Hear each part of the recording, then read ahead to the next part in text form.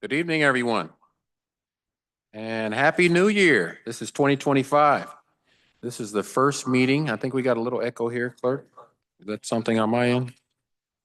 No? Okay, well, let me see. Maybe there's something up here.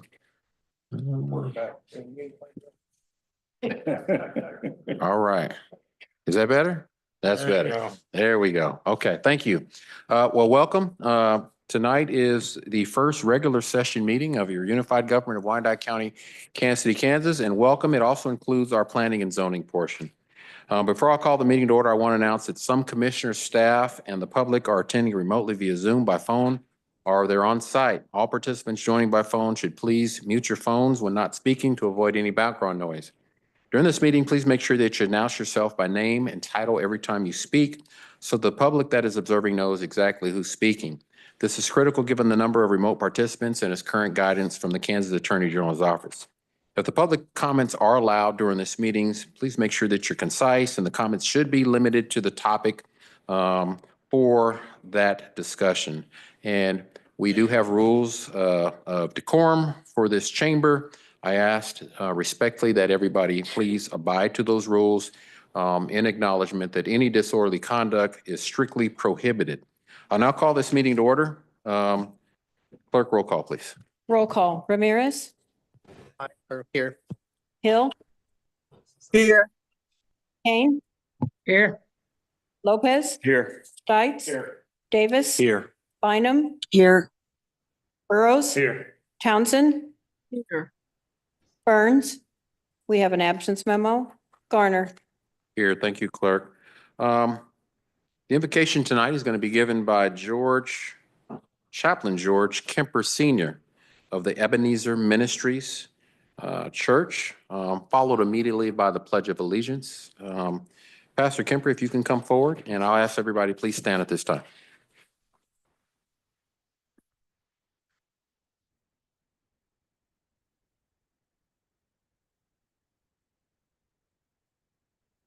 Shall we bow our heads?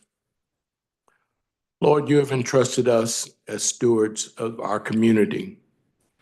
Guide our hearts as we make decisions upon the issues that are before us. We seek you first in all that we do, and we do it together. We pray that you give us great inspiration and wisdom, and that we always be mindful of our service to you and our community. We confess that we are nothing without you, and we trust in you completely. Amen. Amen. I pledge allegiance to the flag of the United States of America, and to the republic for which it stands, one nation, under God, indivisible, with liberty and justice for all. Thank you, Pastor Kemper. Appreciate you. Mayor, would it be possible if we could just have a moment of silence for the people in California that are going through the wildfires and life being lost and property damage? Yes. And with that moment of silence for the our fellow citizens in the great state of California and what they're going through, something that is extremely tragic, but also a moment of silence for our prior president, Jimmy Carter, his invocation today at the Capitol. And along with that, a local icon that many of us know that has passed, and I'll ask the clerk to read that information. Good evening. Ruth Benin. We were just recently notified of the passing of Ruth Benin, our UG Ethics Administrator. Ms. Benin was appointed the UG Ethics Administrator in 2008 and has served in that capacity since that time. She has a Juris Doctorate from the University of Kansas School of Law and a BSJ from the University of Kansas with a major in journalism and a minor in personnel administration. She practiced law in Wyandotte County for the last 25 years and served as president of the Wyandotte County Bar Association, the Association of Women Lawyers of Greater Kansas City, and the Kansas Trial Lawyers Association. During the course of her practice, she served as a member of and conducted investigations for the local and state bar association ethics and grievance panels, applying the code of professional responsibility to the actions and conducts of lawyers. She served as mediator and participant in numerous mediations and had an experience developing and presenting employee training issues as evidenced by extensive seminar presentations. She's a graduate of Wyandotte County Leadership 2000 program and served on or worked with numerous civic and community panels and groups. Mayor, at this time, if you would like the moment of silence.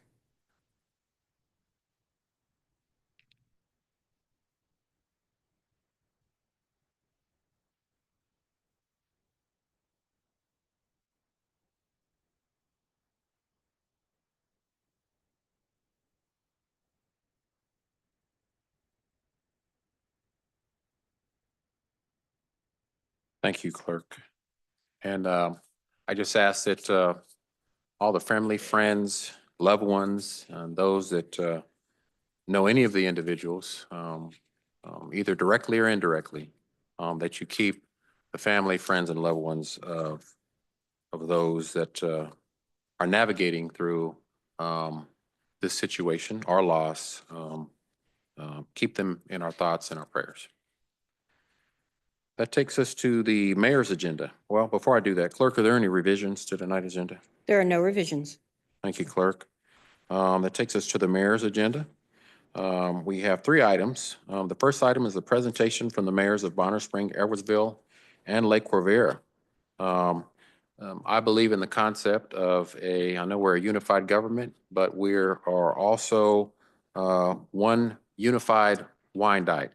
And I think we need to remember that outside of Kansas City, Kansas, lies the great cities of Bonner Springs, Edwardsville, and Lake Corvera, which all make up the great county that we call Wyandotte. And there's a lot of history involved in that.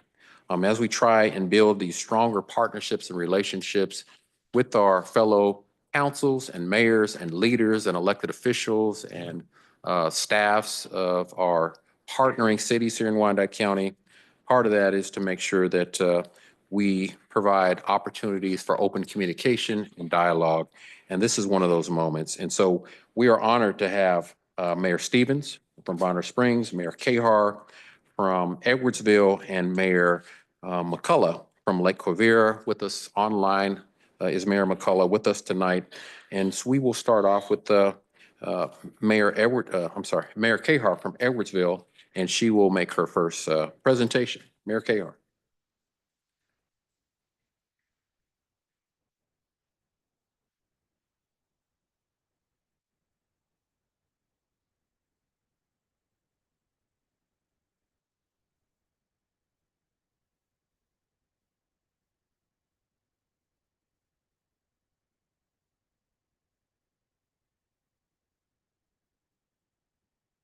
Thank you all for having me this evening. I don't have to talk very loud with this microphone up here. Thank you for the invitation. I really do appreciate having the opportunity to come before y'all to just bring needs and some updates of your constituents and our part of the county. We have a lot of great things going on in Edwardsville. I feel like we have a lot of momentum, and we're really excited about that. We've had a lot of change in the last few years.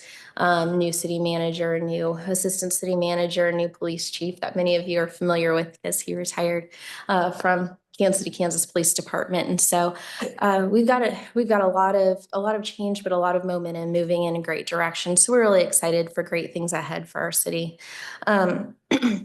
I don't want to spend a whole lot of my time this evening or your time this evening just talking about what's going on in Edwardsville, because a lot of that is news that you're probably been aware of for quite some time. But just to bring to you a few things that we've talked about historically. One of those would be the pilot charge on the bills of the residents in Edwardsville. I brought that up a couple of years ago to this commission. Some of the faces have changed since then, but some might remember.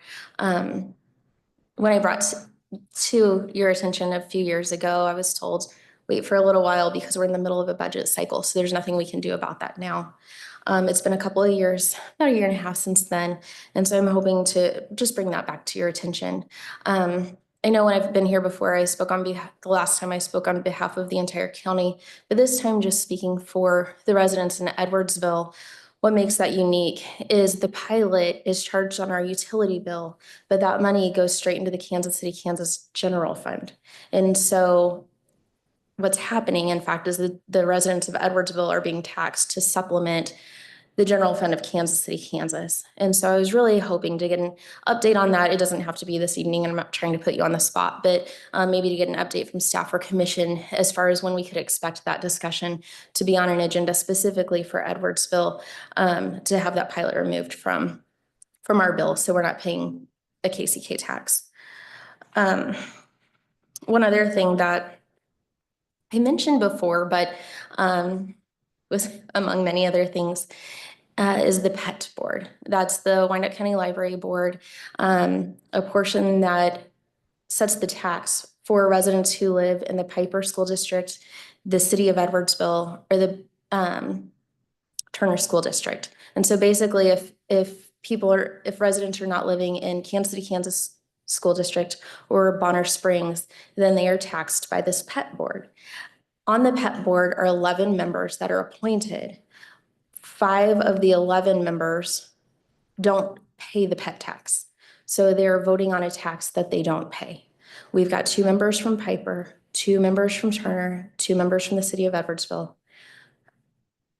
Sorry, I'm trying to just do this off the top of my head. 1 from the city of Bonner Springs and 4 from Kansas City, Kansas School District. And so I would like to just bring that to your attention again and just ask that you consider amending that charter to either remove the members that are not paying into that tax, or at least make them advisory positions, so they're not voting on a tax that they're not paying and participating in. Sorry, I'm not trying to take very much of your time. Sci-fi is another thing I wanted to bring to your attention this evening. I know you guys are really familiar with it. You've heard about it for quite some time. I realize with the budget adjustments, that was one of the first things on the chopping block. But I did just want to reiterate that what sci-fi meant to people on the western side of the county was that finally tax dollars that we are paying into the county were being invested back into our parts of the county. I know there's been a lot of time crunch, budget crunch, and all of that, but in a $113 million budget, when we're moving forward, I just thought that might be something that you guys could consider bringing back onto the table. That was a project or a service that benefited not only Edwardsville and Bonner Springs, but Kansas City, Kansas got the majority of that funding. And most counties do participate in maintaining the infrastructure around the county. And so this is just something that was just a hands down win that served the constituents in every area of the county, that, but then also was kind of a beacon in saying, hey, here's a hand of good faith to the people who live outside of Kansas City, Kansas, and saying, this is a county service that's serving the entire county and actually is investing in parts of the county that are outside of the core.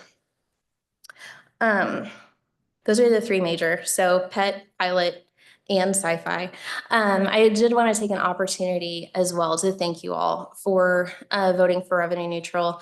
I know it was not an easy decision. I know a lot of hard decisions have come since then, but it did make a big step in showing the community that you're listening, that you care, that you're willing to make the effort to kind of pull the strings and the purse strings of the county and the city, the unified government, and say, hey, let's relook at this. Let's look at where we can cut. Let's look at what we can do.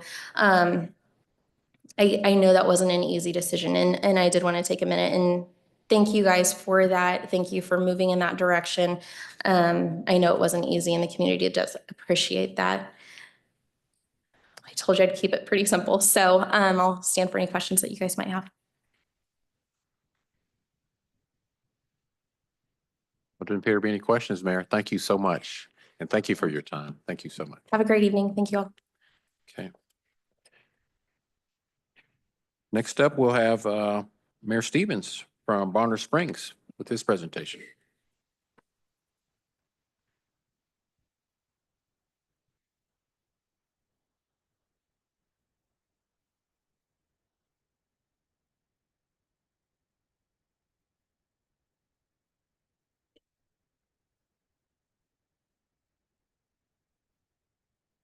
Good evening, Mayor Gardner and Commissioners. I appreciate the opportunity to come here and speak to you this evening. I'm Tom Stevens, Mayor of Bonner Springs, Kansas. Just wanted to kind of talk to you about some of the kind of what has happened over the last year, as well as what is going to be happening in the future. What I would like to talk about first is the community as a whole. That is one of the more important parts for me, is the community events and engagements.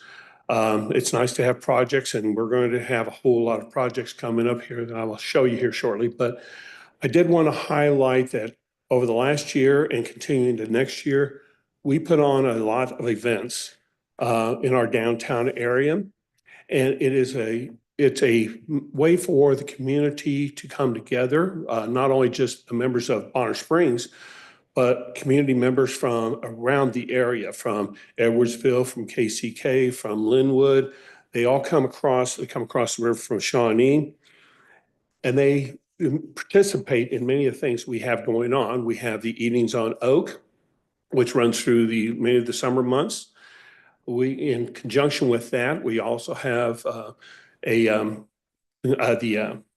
I can get the name right, I always mess it up. The container. Oh, my apologies. I'm drawing a complete blank.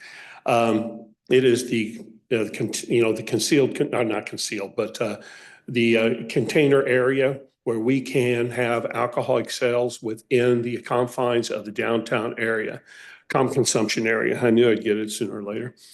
It has been very popular this last year.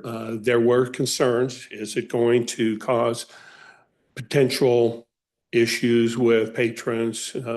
What we found out from the police department, that actually it was much better, because instead of someone visiting one of the local establishments and then wanting to go out and still participate and having to down their libation immediately, quickly, and going out on the streets having been drinking quite a bit of liquor, they instead now are able to sip on it while they shop and do some of the other activities.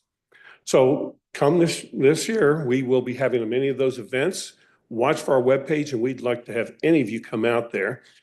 Also, one of my favorite events happens in June and July, which is the city band concerts. And those happen on Thursday evenings in June and July from 8:30. We have also one of the local charitable groups will usually do a fundraiser, ice cream social in conjunction with it. We have band members come from all over the area, not just Bonner. It is nothing for us to have 80 or 90 band members there in attendance.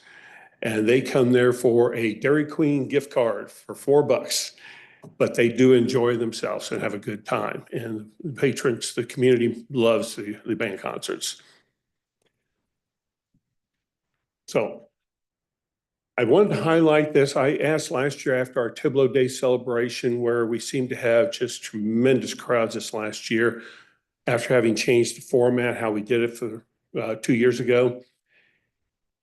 This is an important statistics right here that shows this is cellular data. Now, it doesn't record necessarily the sales, but this records when we have the activity that's taking place in town, the cellular data, all the phone numbers that are coming into our area.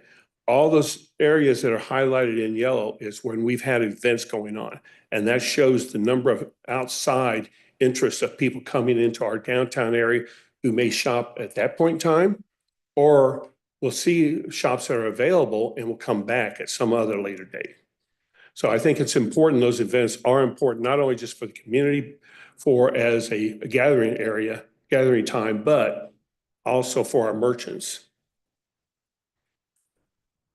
And I was talking about a little bit about Tiblo Days, and you can see we're averaging 12,000 visitors on that Saturday. So now let's talk a little bit about what has happened in Bond this last year. Couple of big events as far as within the city itself. One was the water plant. We finally came online with the new water facility. It is producing 2 million gallons a day with potential for up to 3 million gallons. It is state of the art, includes nanofiltration for water softening. So we don't use lime ponds or anything else. It is strictly through the filtration system. It is so efficient that they have to divert a certain amount of the water outside of the system and reblend it on the backside, because when it comes out of the nanofiltration is at 0 parts per million. And you do want some hardness in the water. So we have to reintroduce some hardness back into the water. And I think I've only had one complaint, believe it or not. I had one complaint about the water plant. It was meant in humor, but I had a patron about 2 weeks after we came online said he had a complaint. He said he had 5 faucets now leaking in his house. So, so there are some downsides with softened water. Also, real quickly, wanted to talk about the fire department. The fire department, as I mentioned last June when I was here, we were now a full-time, fully staffed fire department, and talked about the fact that we were now part of the automatic aid agreement. And I know in the past with the mutual aid, Bonner probably got much more than it gave. And so we appreciate all the other 2 communities having done that. But I do want to point out that finally, we are on the opposite end of that. This last year in 2024, we responded to, from Bonner Springs to KCK, responded to 234 calls, and KCK to Bonner responded to 181. So for first time in a long time, we actually gave more than we received. So, but it has been a great, having the automatic aid agreement has been a wonderful, issue, or wonderful addition to our community. Now, 2025, here's where the fun begins. We're first going to start out with a city project, and that is the 138th Street reconstruction. It is, if you're familiar with the area at all, it is going to be from Kump to Morris Avenue. It will be complete streets. It is the street which feeds the athletic facilities, USD 204, that area right through there. We were able to obtain MARC and with SPT funding for this project. You'll also notice on there, because I'm going to talk just like Mayor Cahart did, talk a little bit about sci-fi, because some of the funding we were able to utilize for our share of it with some of the funds. We were able to do this because of those sci-fi funding. So we're having a better street for our community, for the artillery road, for those who visit the USD 204 complex, they'll have a better street. And part of it is because of the sci-fi funding that took place. That project is scheduled to begin in February of this year. So next month, it should be starting. And it's going to be a mess. So if you're familiar with the street, there are several, my subdivision is one of those. There are several entities along there that have no other way out of their neighborhoods except for 138th. So there's going to be a lot of work around. People are going to have to kind of work around the construction, but it will be in the long run. After 9-10 months, it will be a much better addition for us. We have a lot of projects going to be going on for multifamily housing. As you know, that has been a issue throughout the metro area is housing. And we'll have 4 projects going on this coming year for multifamily. One of them is already started, and that is the Sandstone Townhomes. They have actually started, as of December, have started leasing. There are 140 market rate townhomes. They used RHID funding for that project. They are hoping to have the remainder done by the end of 2025. They've had enough inquiries of people who are interested in buying that they're looking at potentially utilizing one of the final pieces as creating some of the townhomes as purchase. So there'll be a combination of rent and purchase in there. But those are ongoing right now. And like I've said in the past, they come with free music. So, and eventually I assume they'll change the name to Azura or something along those lines. So. Then downtown, we have the 120 Oak Apartments. This is going to revitalize a lot of the downtown area. It doesn't come without its own baggage because people are worried about it changing the makeup of the downtown. A few months back, I did a tour of City Hall, the refurbished 1918 building. Somebody pointed to a picture. That was a picture from Front Street looking up Oak, and the roads were dirt. And they were admiring the picture, and I said, you know, those people, they didn't want change. And that's the problem is just you get comfortable with what you have.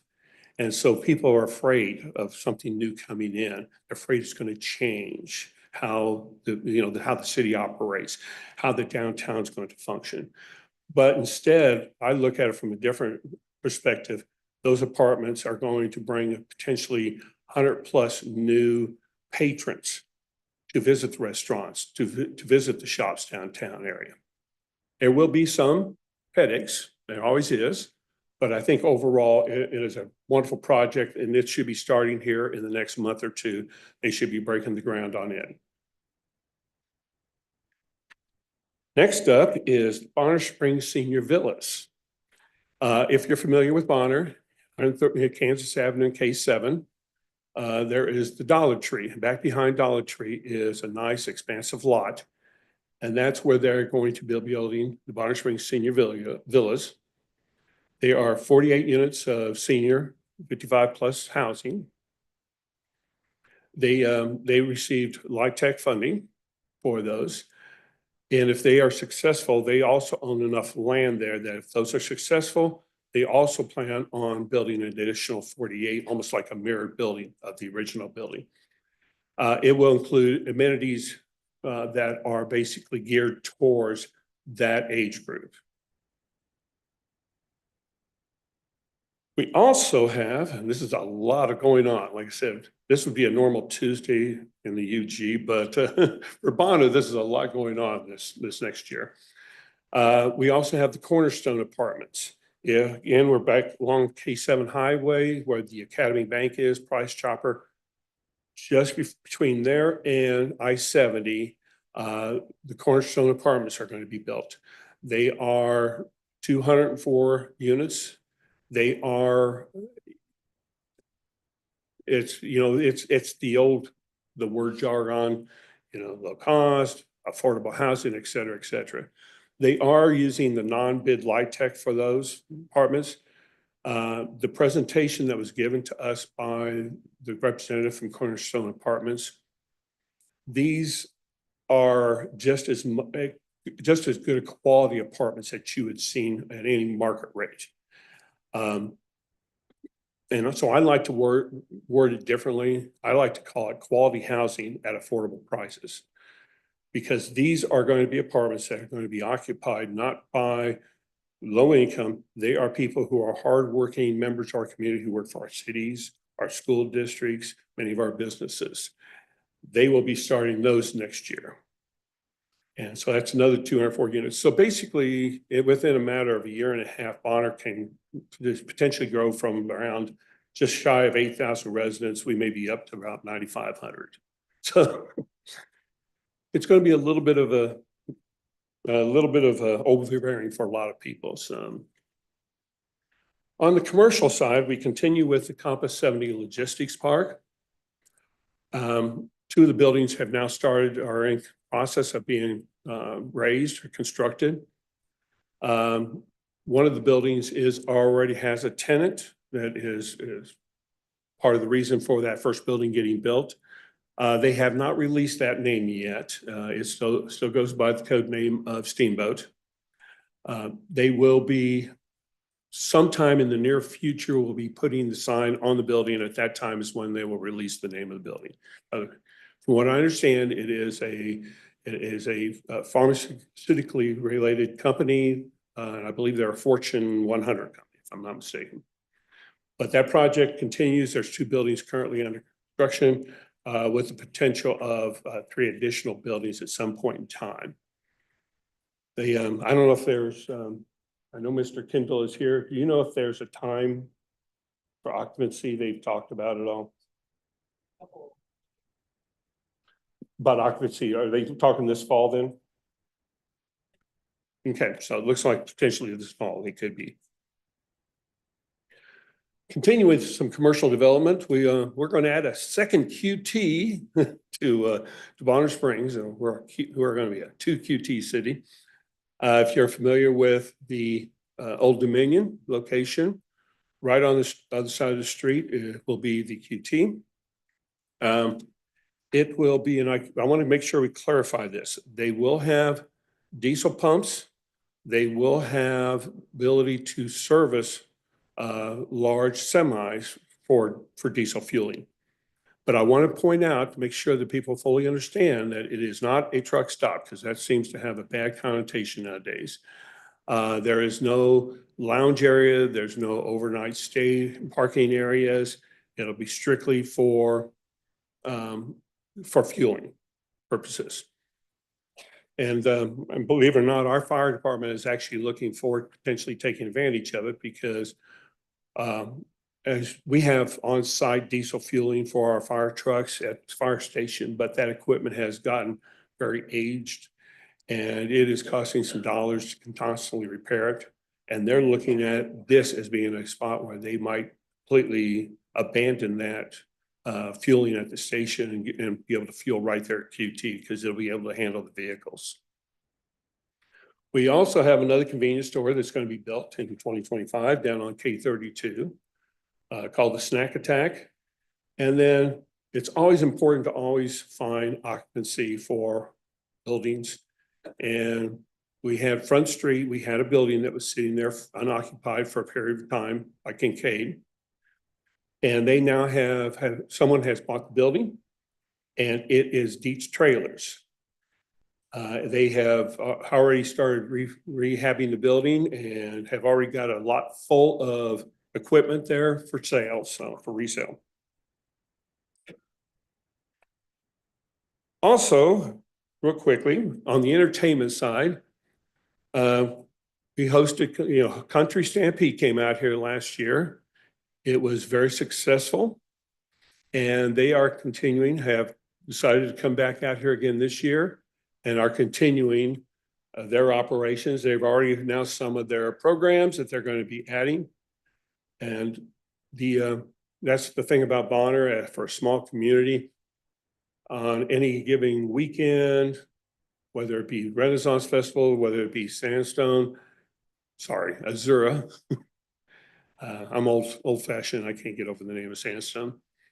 But on any weekend like that, we can triple our population, quadruple our population, because of the number of people that come to visit our community. So, and then last but not least, the one that everybody keeps wanting to talk about, you get questions about it constantly.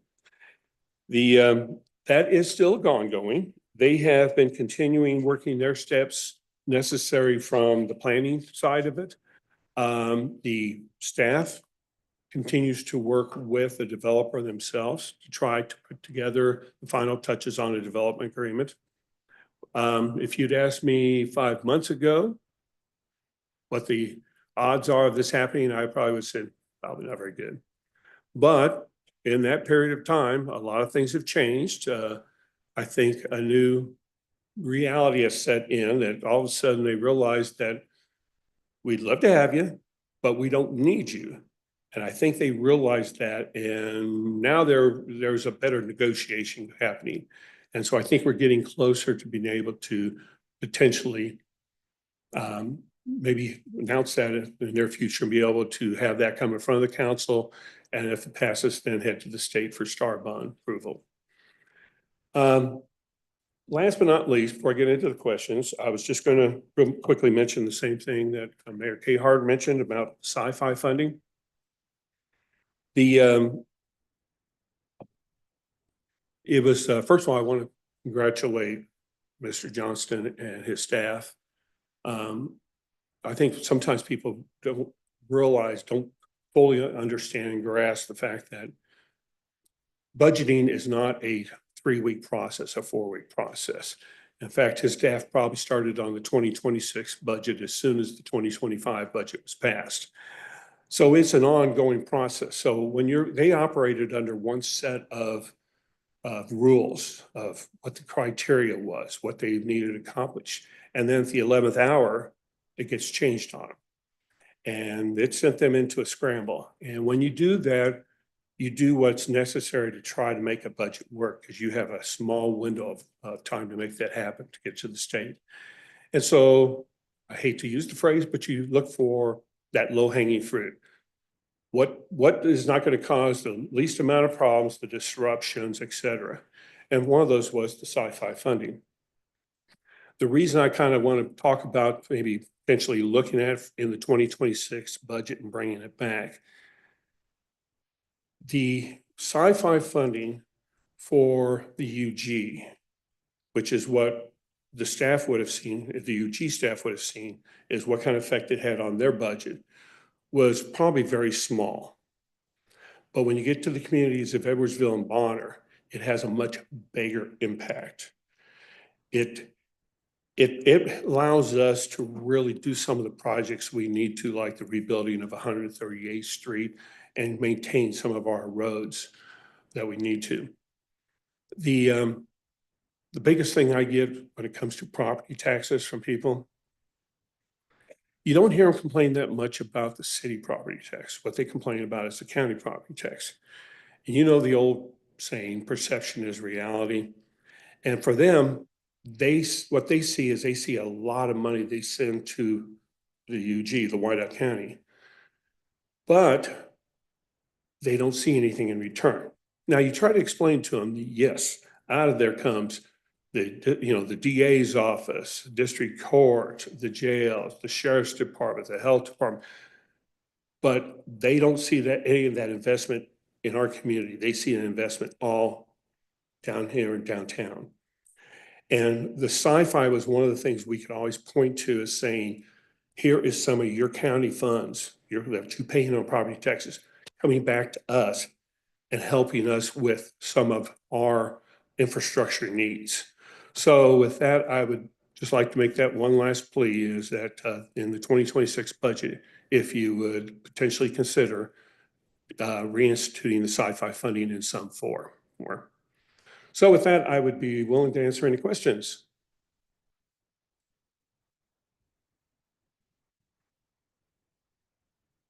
Thank you. Commissioner Ramirez has a question. Thank you, Mr. Mayor. My comments are going to go to both the mayors for Bonner and Edwardsville. I agree. From the beginning, I supported sci-fi. I voted for it. I did not support it it was one of the first things on the chopping block for when we went to revenue neutral and trying to decide how we're going to go through our budget. I do agree and I do support sci-fi. I wholeheartedly agree with what Mayor Cahart said. As a county government, we also have a responsibility of ensuring all cities' infrastructure is taken care of, not just our county infrastructure, but all city infrastructure, not just KCK, but Bonner and Edwardsville. So you get that commitment from me that I will support and continue to push for sci-fi. An idea, and it comes from what you were talking about, Mayor Stevens, about how we do have a lot of county departments, but they're all here in downtown, and not very many go to Edwardsville or to Bonner to provide those services.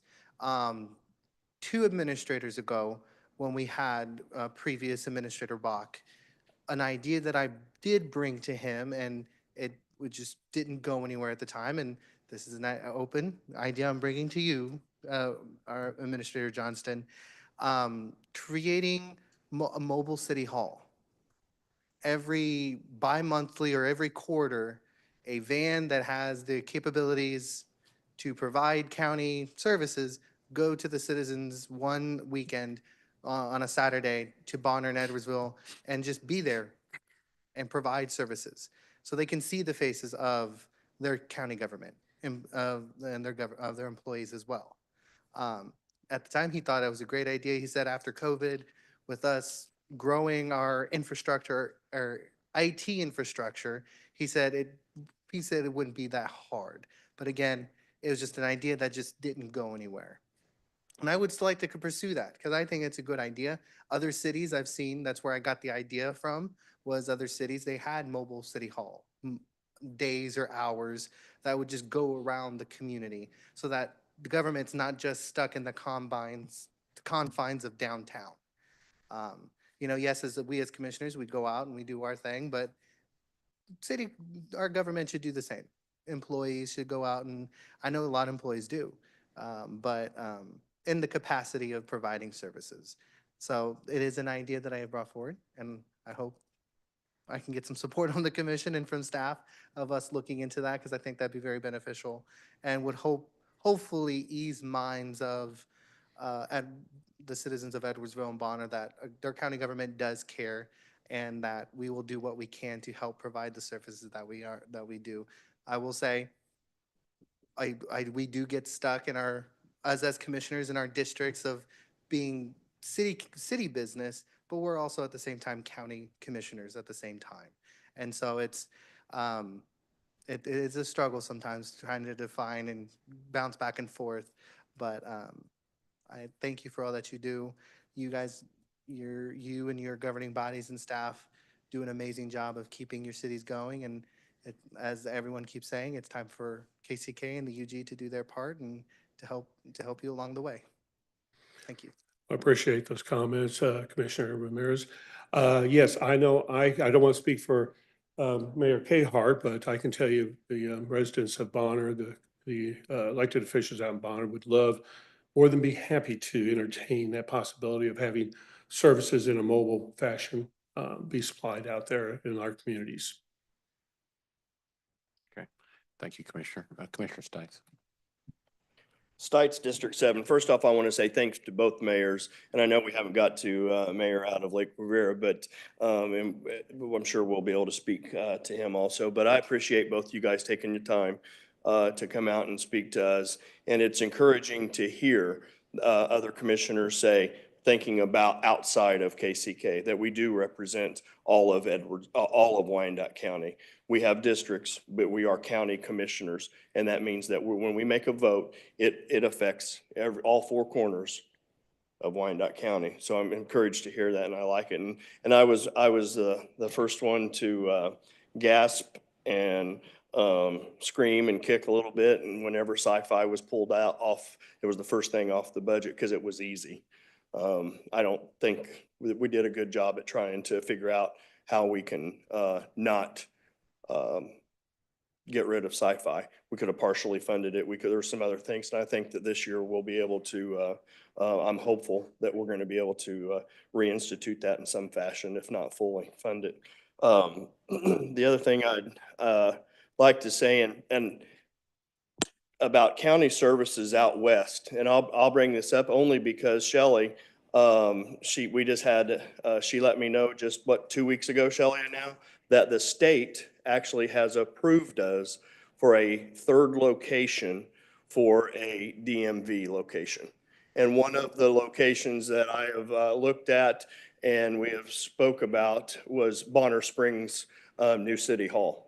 Having it maybe partially, part-time in there, and maybe we have it in there 2 or 3 times a week. We'll eliminate some of the other locations. It's still in the process, but or in the conversation of how that all would look. But I'm hopeful that we're going to be able to get a service out there in Western Wyandotte County that's much needed, so that people can go and register their vehicles and tag. But I do like maybe the services, some type of mobile. The health department is now going out and visiting Bonner Springs, which is great. With all of those things that are happening, I'm really glad, because I will tell you, I think that's why I was elected. Right? I'm gonna tell you the truth. To bring more representation to Bonner Springs and Edwardsville, so that they are not lost in that day to day. We think we're down here, we're kind of confined in here. This is what we think about, and we kind of forget about what's going on out in Western Wyandotte County. We have two other cities that we represent, and they need us as much as we need them and their tax dollars, right? I mean, we owe it to them.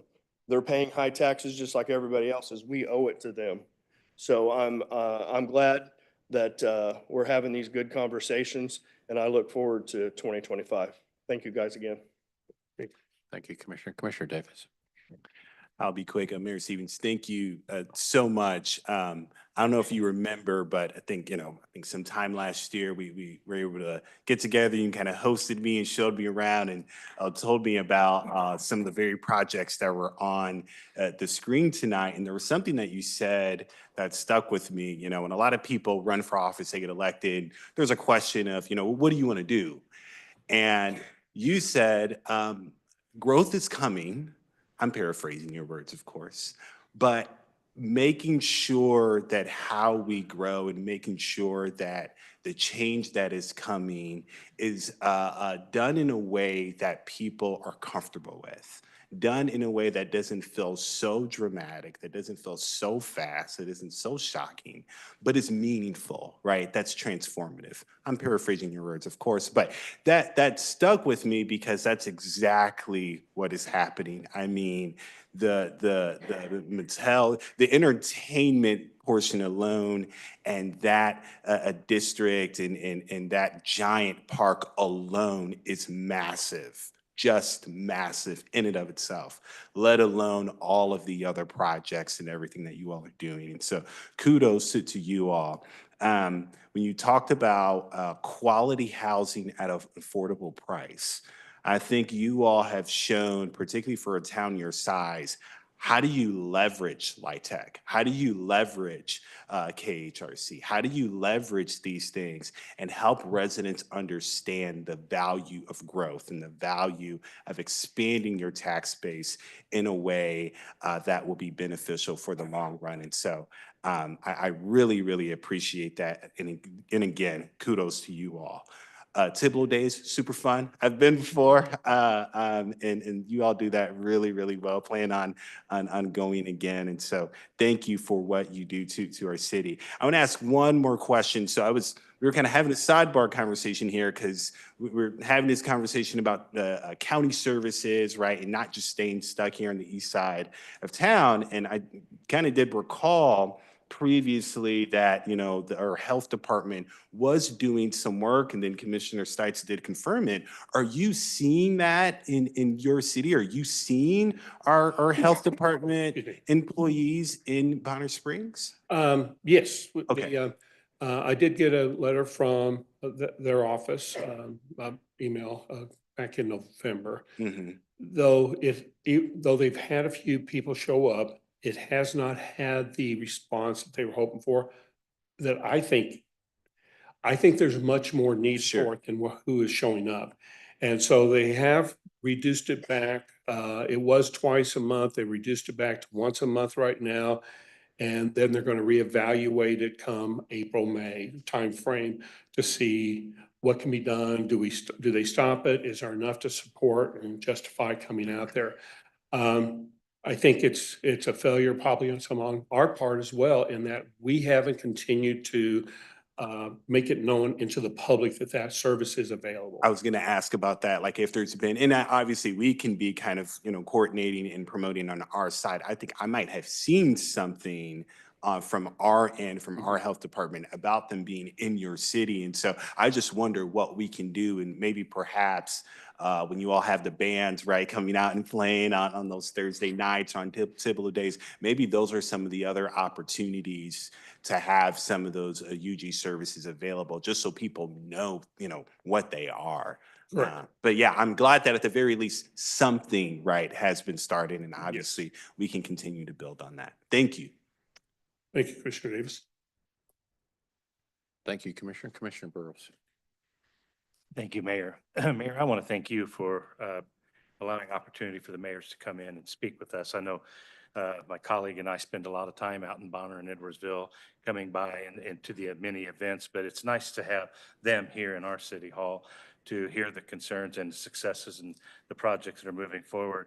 I want to commend you both for the challenges you have, but meeting them in a very professional and highly acceptable manner with your community.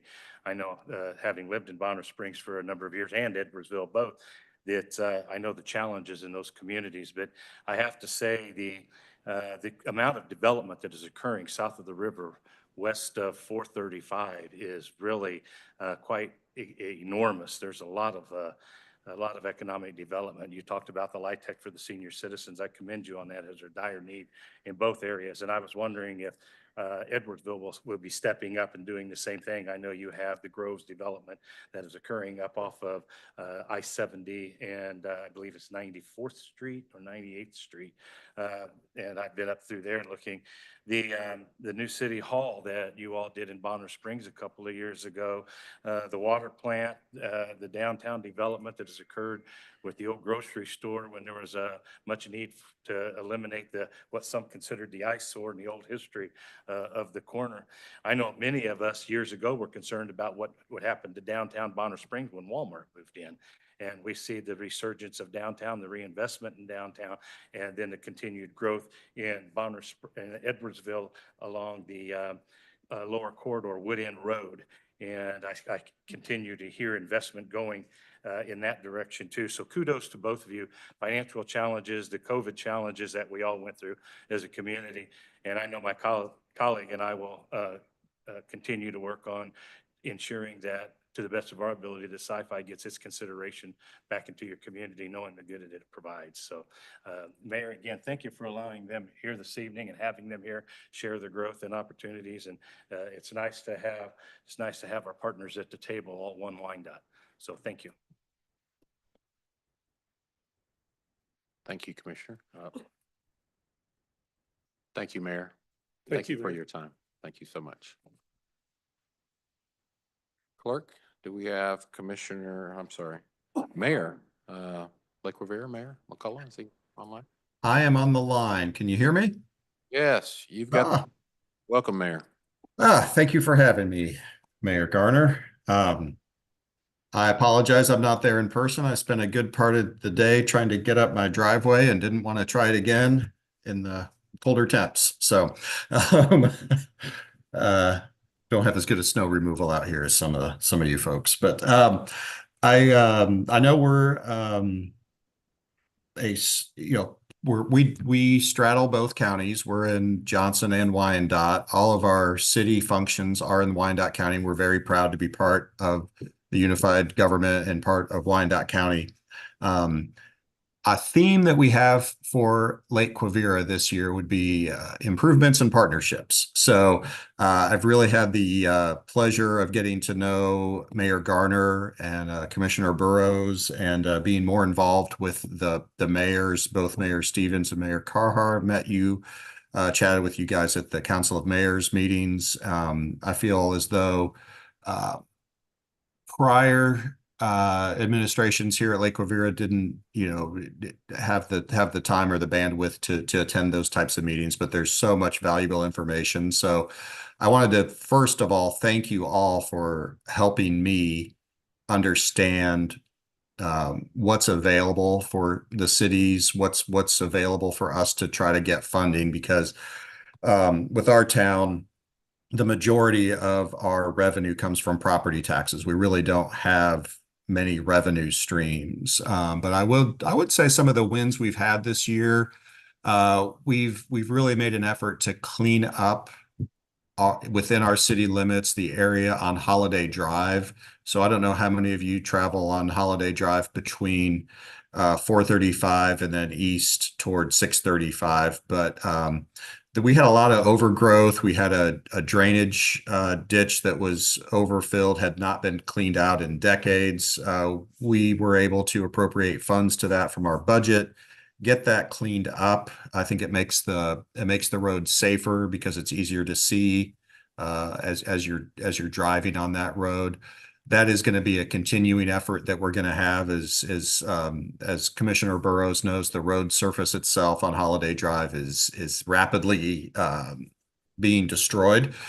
So that's kind of a combo of win for 24 and a need for 25. We are a class 3 city, but we do have a class A dam that holds back Lake Quivira.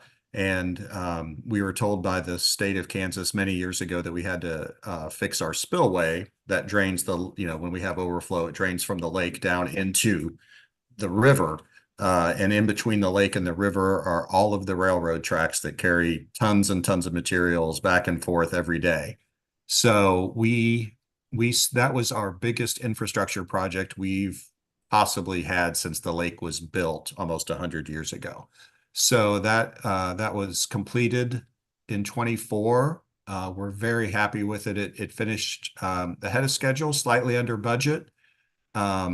I never thought I would be doing a ribbon cutting when I was growing up, but I got to do that, which was a treat. Another thing we've been doing is our city hall has had years of neglect. So a goal we had was to install a new ADA ramp before the election. That did get done. We're very proud of that. It is an official polling station, so we want to make sure we are putting our best foot forward as far as how residents who use that as a voting facility, both inside the city of Lake Quivira and outside, have a good experience. We hired a new chief of police. Our old chief, Fred Grenier, retired. Our new chief of police, Manny Olmos, is on board. We have hired, this is an indication of how small our city is. We hired a second officer. So we now have 2 full-time police officers. I don't know what your law enforcement budget is, but we now have 2. So, and we have quite a few part-time officers to fill in the gaps. And then we also have an all new city council. So that was, we have 5 council members. They were all new as of 24. And I had 4 years of experience on city council before becoming mayor. So it's a pretty green group, but I think we're making some good choices with the budget that we have.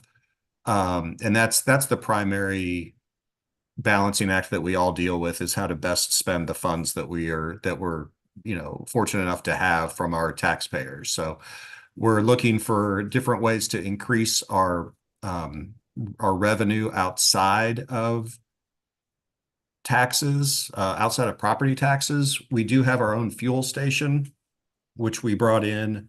For those of you who do travel on holiday, there's a small gas station in front of the city of Lake Quivira. That's owned and operated by the city. So that's a source of revenue that we didn't have before. Knowing that we are a lake community, we have ethanol-free fuel. So if any of you are car nerds like me and like to put ethanol-free in your tank, please come on by. But as far as moving forward into 25, like I said, we're looking at different ways to increase our revenue stream without a further burden on property tax, because we will be issuing our general obligation bonds to pay, or our general obligation bond to pay for the spillway, which I see some of the numbers that come out of different cities, and our spillway was just north of $2 million. And it's gonna, that is a big hit to our small budget. So we're looking at any ideas we can come up with to further our revenue streams.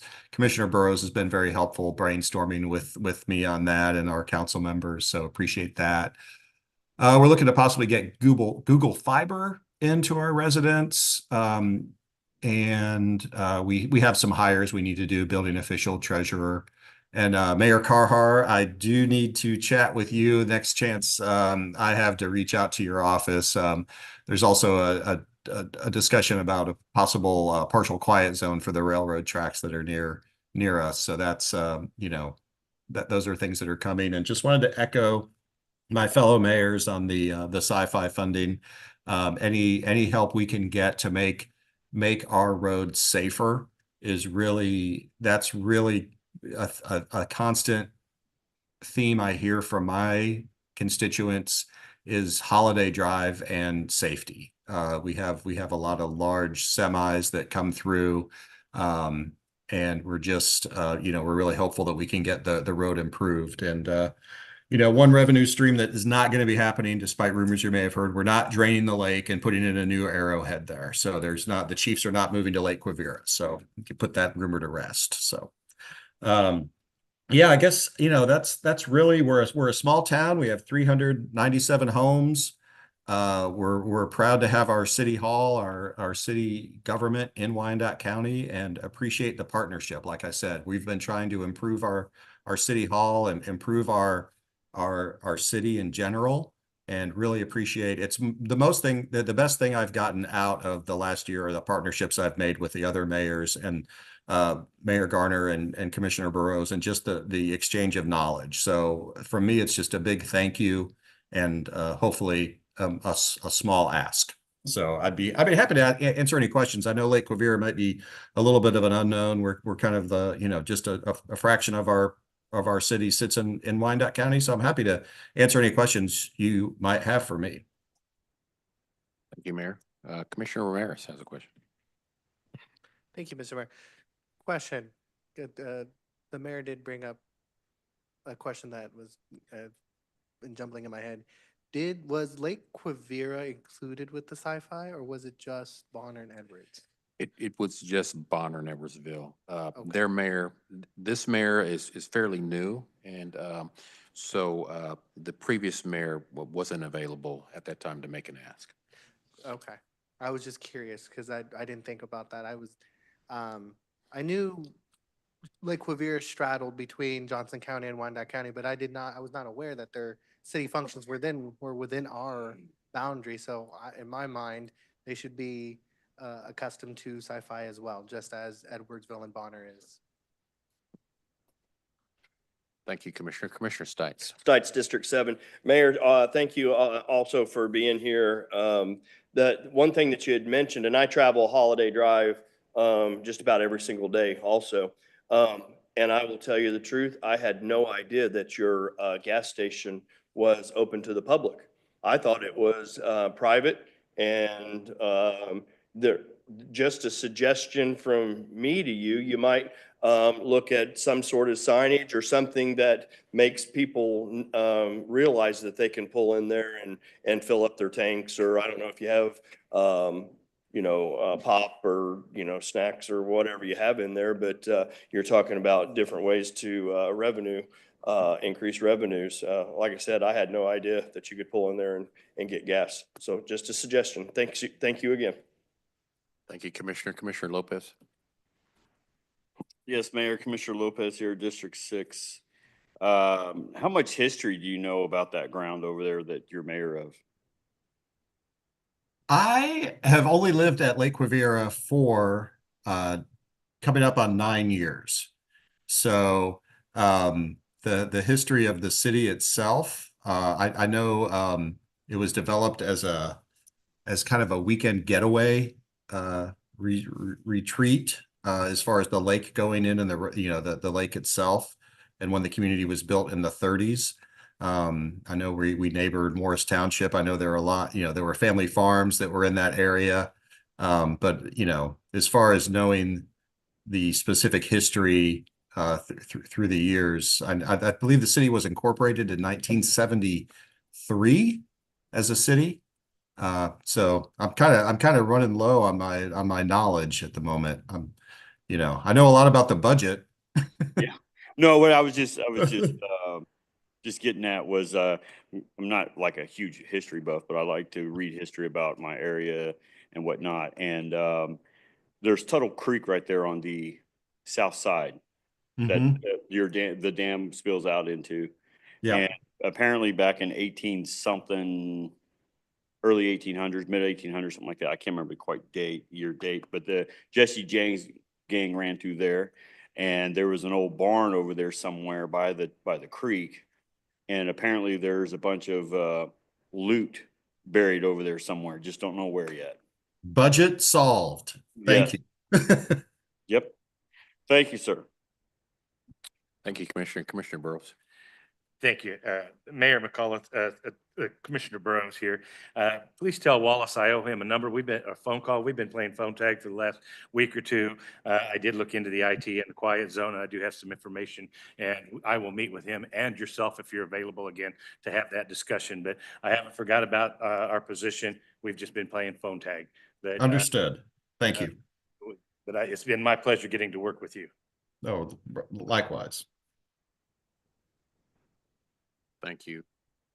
Clerk, are there any commissioners online? None with their hands raised. Okay. I'd just like to thank the three mayors of Bonner Springs, Edwardsville, and Lake Rivera. Thank you for your time and your presence being here. I know we are a unified government, but as I go through all four corners of Wyandotte County and everything in between, we are truly a unified community.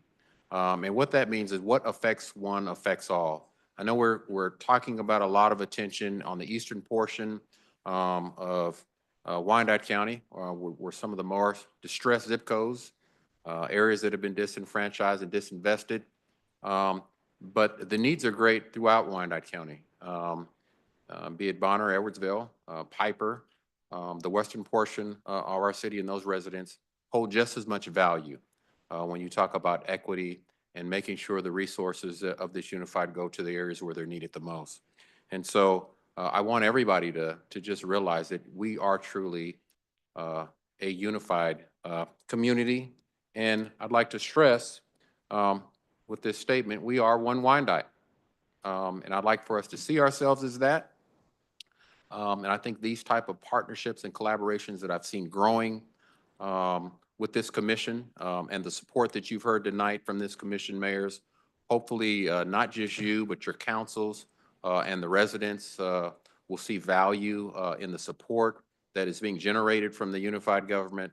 Because our quest is just to provide the best level of service to all our residents, because the ultimate goal is to make Wyandotte County for all of us a great and safe place to live, work, and raise a family. So again, thank you so much for your time, and we'll see you next quarter, and hopefully you'll have more exciting and good news for us to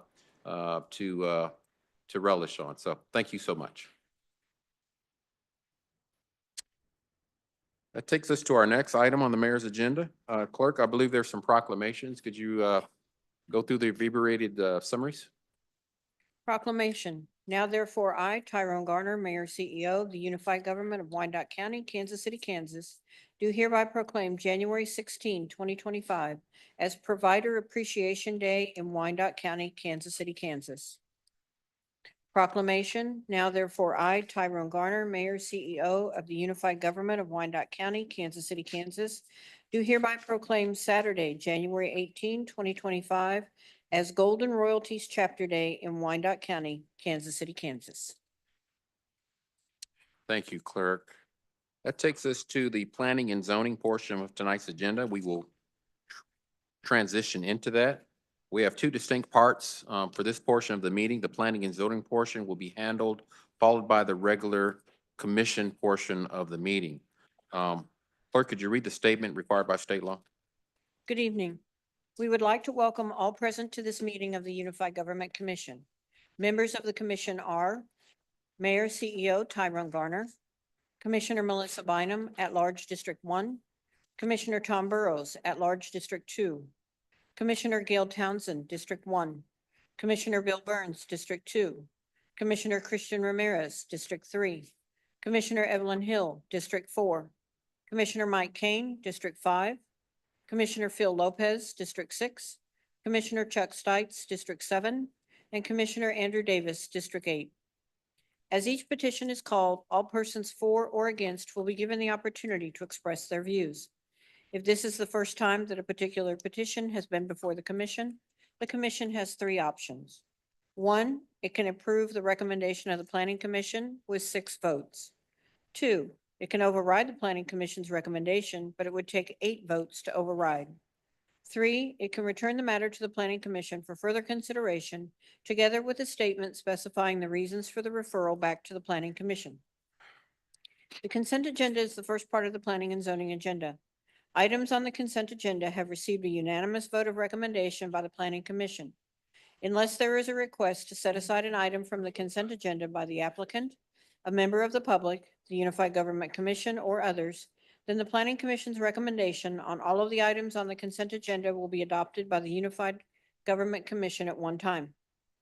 I will read the list of agenda items on the consent agenda, and when I have completed the list, the mayor will ask if there are any requests to set aside items from the consent agenda. This is your time to come to the microphone and provide the agenda item to be set aside if you do not agree with the Planning Commission's recommendation. If you're joining us virtually, this is your time to raise your hand and, once acknowledged, provide the agenda item to be set aside. If you have contacted the UG Clerk's office, that item will be set aside by the UG Clerk on your behalf. If an item is set aside, the matter will be discussed and voted on separately. All items not set aside will be approved with the Planning Commission's recommendation. We appreciate the attendance of those people here this evening, and we recognize the importance of each petition. We would, however, remind you that there are a number of items on the agenda, and we would appreciate your efforts to make your remarks as concise as possible. We ask that anyone with a cell phone, please turn them off or switch to non-audio so you will not disturb the meeting. If joining us virtually or by phone, we ask that you mute your phone when not speaking to avoid background noise so you will not disturb the meeting. Once the petitioners make their presentation, anyone for or against will be allowed the maximum 3 minutes to state their views. As you come to the microphone, please state your name and city for the record if attending in person. This is also your time to raise your hand if you're joining us virtually. When your name is called, please state your name and city for the record. The mayor and commission are required to disclose contacts with proponents or opponents on any item on the planning and zoning agenda. At this time, does any member of the commission wish to disclose any contact with proponents or opponents on any item on the agenda? Do any commissioners have any disclosures at this time? Clerk, I am seeing none. I will now read the items on the consent agenda.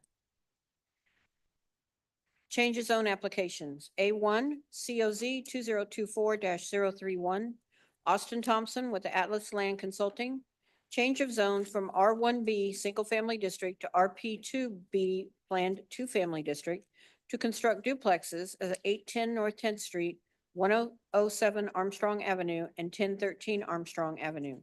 Recommended for approval by a vote of 7-0. Item A2, COZ 2024-03T32, Ladina Washington with Alter Support. Change of zone from AG Agricultural District to R1 Single Family District for a 5-lot subdivision at 13303 Parallel Parkway. Recommended for approval by a vote of 7-0.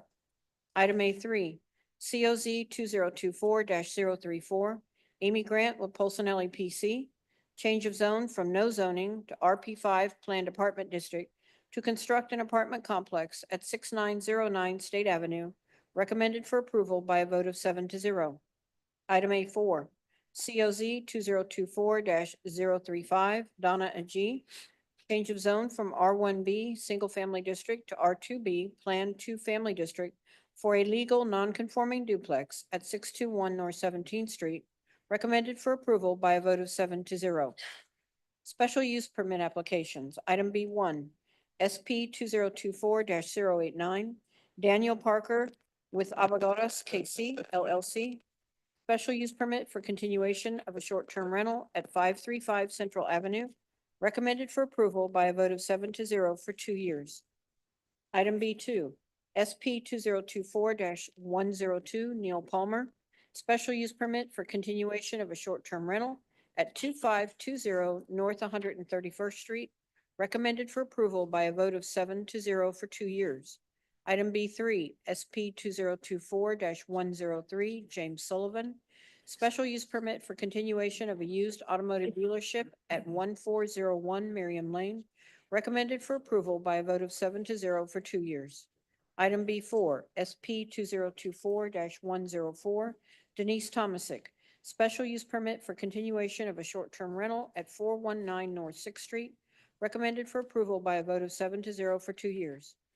Item B5, SP 2024-106, Travis Gunter with Veritas Architecture.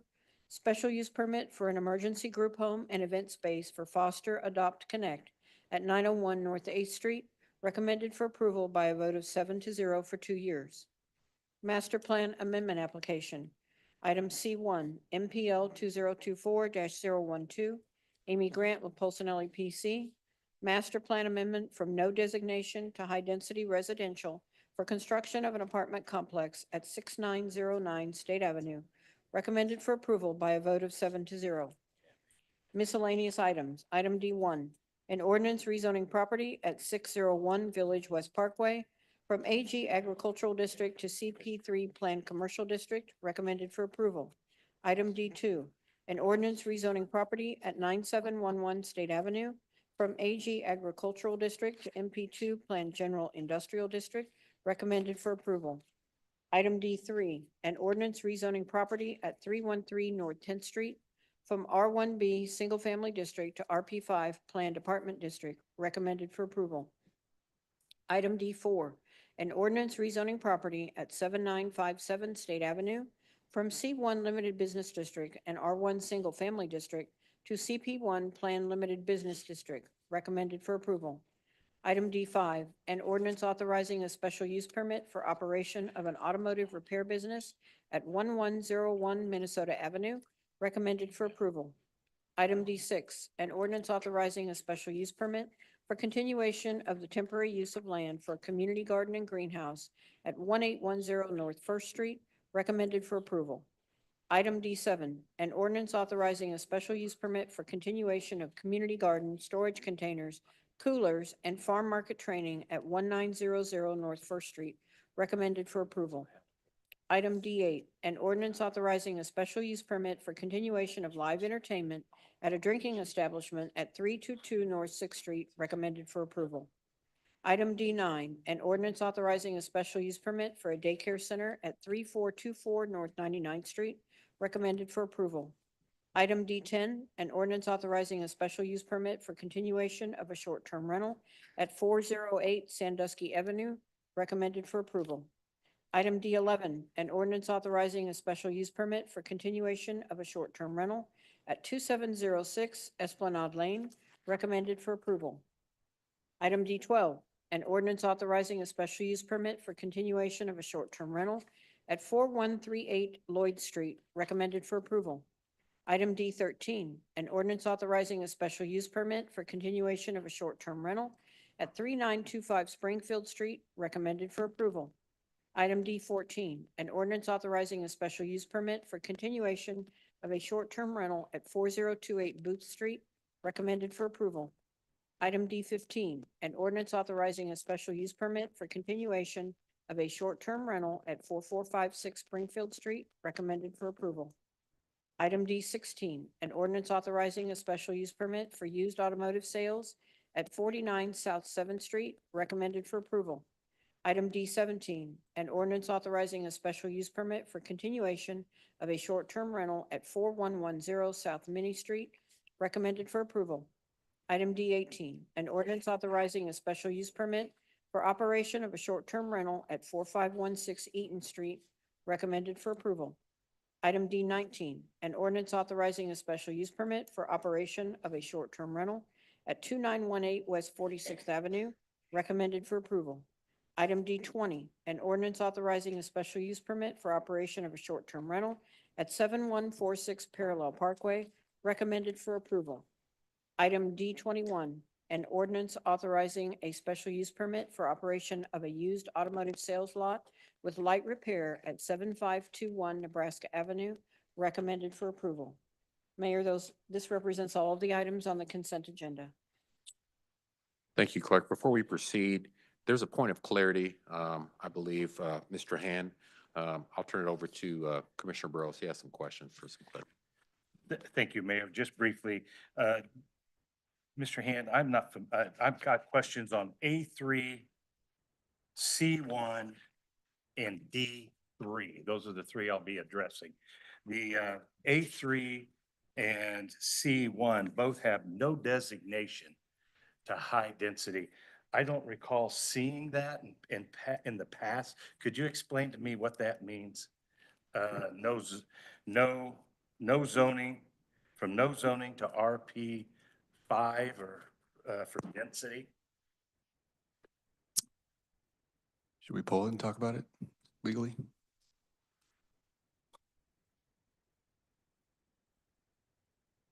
This is Wendy Green with Legal. If you can answer his questions without pulling the item and leave it on consent, you can do that. Okay. If he just wants his question answered without. Yes, I just actually- want a question yeah. because then I was we'll just decide clarifying if with- I want to pull it. Yeah. That's why, Sure. yeah. Yeah, no, fine. I just want to make sure we wanted to be in order with state law. The Gunnar Hand, Director of Planning and Urban Design. So this was a case, this property had a previous proposal on it where they had platted out some public right-of-way at that intersection. The previous case had moved forward with a master plan amendment and the plat to do it, but then when the changes zone came through their preliminary development plan, they withdrew. So that's why it has a plan designation without a change of zone. So we're finishing that project's land entitlements, which was previously right-of-way that has no land use designation, no change of zone because it was previously just right-of-way. Okay, well, thank you for that. And I don't have, it's not in my book. That was another reason why I was asking. I didn't have the information before me tonight to read through it. And the D3 is, will there be somebody to be able to explain that briefly without me having to pull it and bore the entire? D3 is a part of the ordinance publications that had previously been approved by the Board of Commissioners. This is just to publish that approval in the newspaper to make it official as per state law. Okay, and is that it? Well, never mind. Thank you. Thank you, Mayor. Thank you, Mr. Hand. Thank you. Any members of the commission, the county administrator, or the public wish to set aside any item on the planning and zoning consent agenda? If an item is not set aside, all items on the planning and zoning consent agenda will be voted on by one vote to follow the recommendations of the planning commission. Clerk, is anyone? We have no hands raised online. Okay. Ask anyone in attendance, would you like an item set aside? Clerk, is there anyone joining us virtually who'd like to have an item set aside again? No hands are raised. Okay. We do have a question. Commissioner Lopez. I was just wanting, when you're ready, I was wanting us to pull an item. Go ahead. I'm wanting to pull A3 COZ 2024-034. Oh, no, I'm sorry, not that one. I'm sorry, I circled it. I'm sorry. Stand by. That, I didn't mean that. Oh, I'm sorry. It's A2 C0Z 2024-032. That's the one I want to pull. Okay, thank you. All right. Clerk, is there anyone online as far as commissioners with their hand raised? Is there any other set-asides from the commission? No commissioners have their hands raised online. Okay. Clerk, just a point of clarity, there is no one online virtually that want anything set aside at this time, correct? That is correct. Okay. There was an opportunity for anybody in the audience to set aside as well. Seeing none, other than the set aside, I will entertain a motion for approval of the planning and zoning consent agenda as it was read. Davis move to approve. There's a motion, a second, clerk roll call. Roll call. Ramirez, Aye. Hill, Aye. Kane, Aye. Lopez, Aye. Stites, Davis, Aye. Bynum, Aye. Burrows. Aye. Townsend. Aye. Motion carries. Thank you. Clerk, we do have one set aside. Could you read that in its entirety? This is item A2, change of zone, application COZ 2024-032, Ladina, Washington with alter support. Change of zone from AG Agricultural District to R1 Single Family District for a 5-lot subdivision at 13303 Parallel Parkway. Recommended for approval by a vote of 7-1. Okay. Mr. Hand, could you open up the remarks? Thank you, Mr. Mayor. Gunnar Hand, Director of Planning and Design. This case was heard in conjunction with Plat 2024-032, which was approved by the City Planning Commission in December at their meeting. Again, this is for 5 single-family lots on a private road, agricultural to R1. This is in the Prairie, Delaware Piper area plan. Staff received no letters of support, no letters in opposition. There are no notices of violation on this property. Staff agrees with Planning Commission's recommendation of approval with conditions.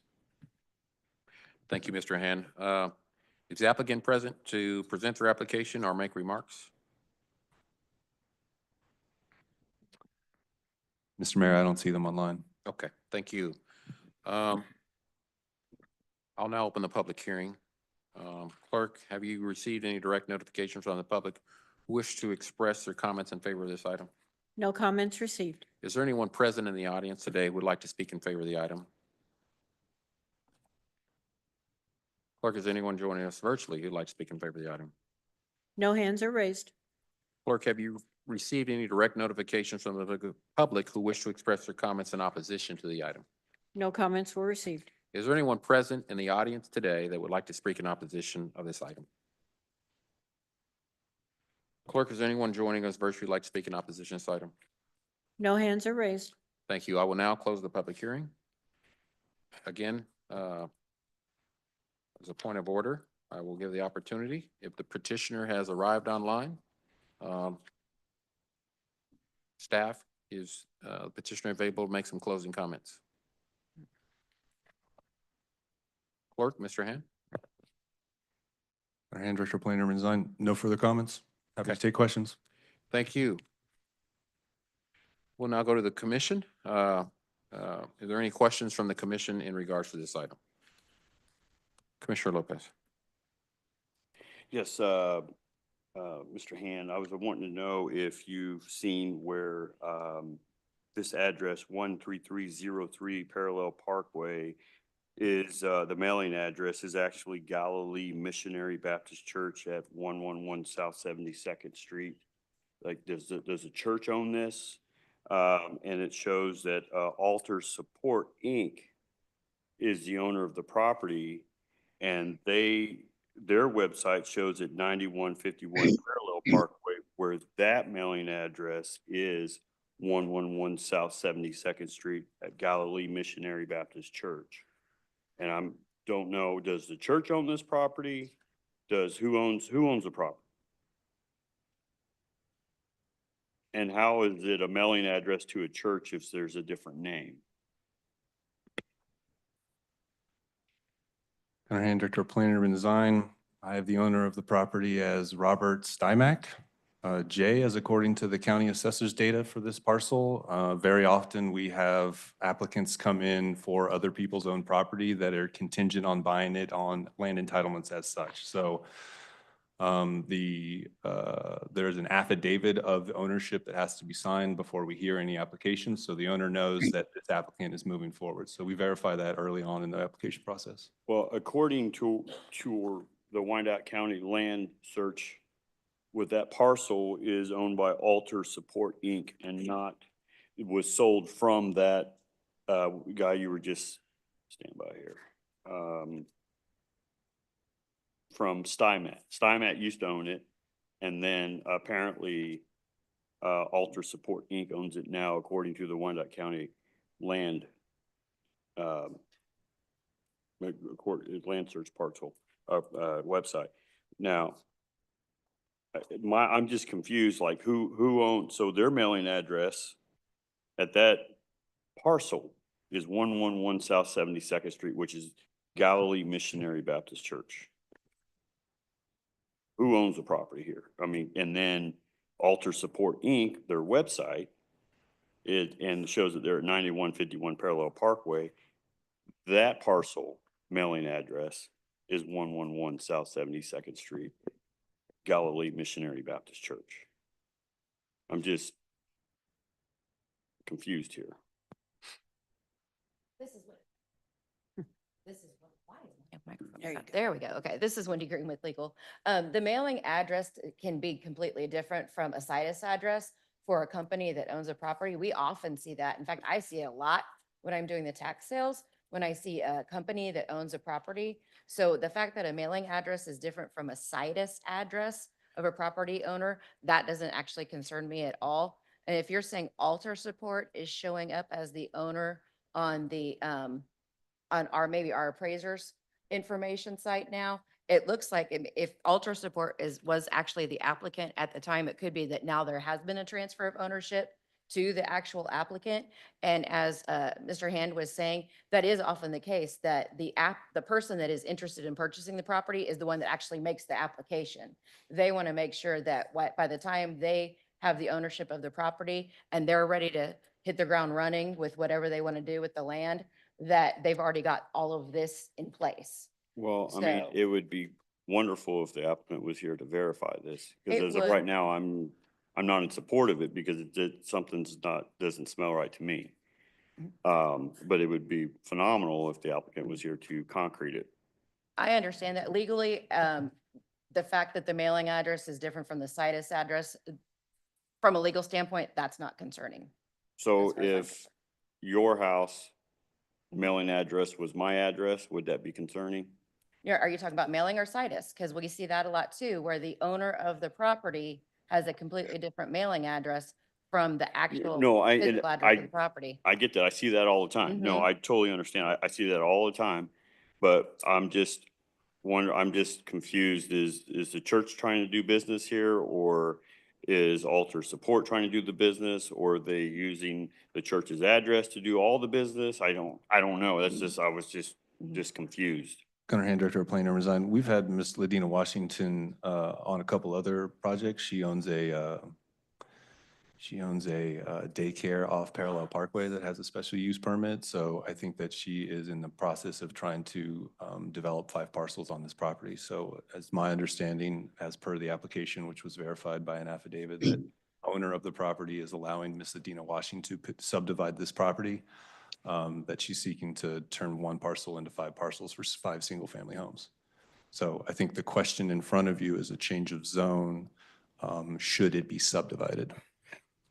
Right, no, I understand. I just like to know what her future plans are with this too. Her future plans are to it's been I know, subdivided as a plat, so it's already divided into 5 parcels as per the city planning commission. It has to go through the rigmarole with the county surveyor and all that kind of stuff with the Mylars, but she's trying to develop 5 single-family homes on the parcel. That's the. No, I get that. I totally understand that. I just don't know. In the future, are we going to try to turn it to Galilee Missionary Baptist Church camp that has 5 homes on it? That was just I have some questions for her. She's not here. That's my, so. She was notified that there would be a hearing tonight. I'm not sure why she's not here. Well, I'm gonna make the motion to, oh, I'm sorry. I think Commissioner Kane has his hand up. Okay. Were you done, Commissioner? Yeah. Okay. Thank you, Commissioner. I believe Commissioner Kane, you were on deck, had comments? Yes, the documentation I had says it was 7-0 vote, not 6-1 or whatever. And is mine right or wrong? Gunnar Hand, Director of Planning and Design. It was a vote of 7-0. That's why it was on the consent agenda. All right, Jim, my dear Street Kane, move for approval. Okay, before I accept that, are there any further comments from the commission? Seeing none, clerk roll call. Well, we have a motion.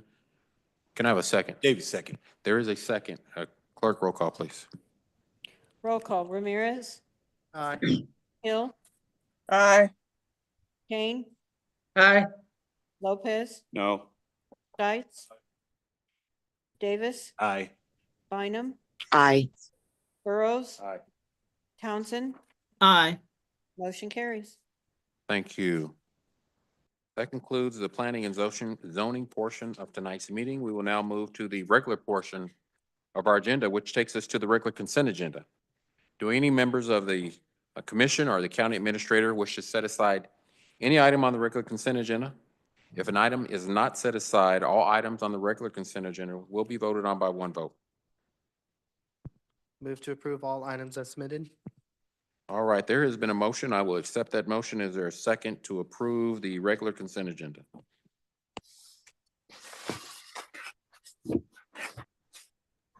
Bynum, second. We have a motion and a second. Clerk roll call. Roll call. Ramirez, Aye. Hill, Aye. Kane, Aye. Lopez, aye. Stites, Davis, Aye. Bynum, Aye. Burrows, Aye. Townsend. Aye. Motion carries. Thank you. That takes us to the standing committee's agenda. We have 2 items under the standing committee's agenda. Clerk, can you read the first item, please? Item 11.1, resolution approving the waiving of certain application and permit fees for residential development east of 55th Street in Kansas City, Kansas. Approval of a resolution requiring the county administrator to waive certain enumerated application and permit fees for residential development east of 55th Street in Kansas City, Kansas, and repealing a previous resolution regarding the waiver of fees east of 78th Street. Okay. This item was heard by the Economic Development and Finance Standing Committee chaired by Commissioner Burrows on Monday, December 9th, 2024. Commissioner Burrows, if you could make some remarks. Mayor, I have no remarks to make. No remarks to make unless anybody has any questions. We've had plenty of discussion about the fees east of 55th, east of 72nd, and I believe we have come to an agreement. Okay. Do any commissioners have any questions? Commissioner Davis? I just wanted to get clarity on the language that's in the packet. So when we are saying all of the permit fees for residential development, there was clarification that it was going to be single-family homes and duplexes. And at the very least, in my packet, that clarification isn't there unless I'm misreading something. It's in the section 1. The new resolution, it is in the resolution. And Jeff, is it under section 1 or 2? It's in parentheses, under the what paragraph? Section 1. Sorry.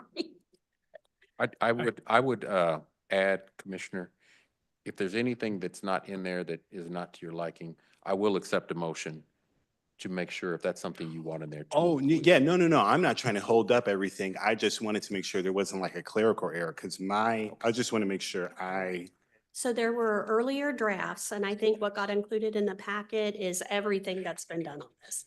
So you may be looking at, there was a first version of a resolution that came to committee, and then the committee discussed, and then we did revisions to it. And so what came to you all, there's a version in the packet that includes the clarification that when we talk about residential housing, it's single family and duplex only. Thank you, CFO. Administrator Johnson. Yeah, I just want to stress that is what's in the packet. It says new homes and residential development. It does not mention duplexes. So if it's the will of for new homes and duplexes, we'll need to change some words. Okay, Yeah, thank you. I don't know exactly what's in your copy of the packet, but what was given to clerk. Thank you, Ms. CFO. Commissioner Davis has a question. I guess that's kind of the clarification. I'm all for this. I just wanted to make sure because when that has an implication, right? And I know in the ED&F discussion, there was apartments, which is very different than single family homes, right? And duplexes. I'm okay with, voting for it with the, clarification that in section 1, when we say residential, it means single family homes and duplexes. That's the understanding that I have. Yes, and if you wanted to include that in a motion, if what you have in your packet doesn't say that, you would revise section 1 on the second line. And it would say after for new homes and residential development, parentheses, single family and duplexes only. Okay, I'll go ahead and make that motion then. Yeah.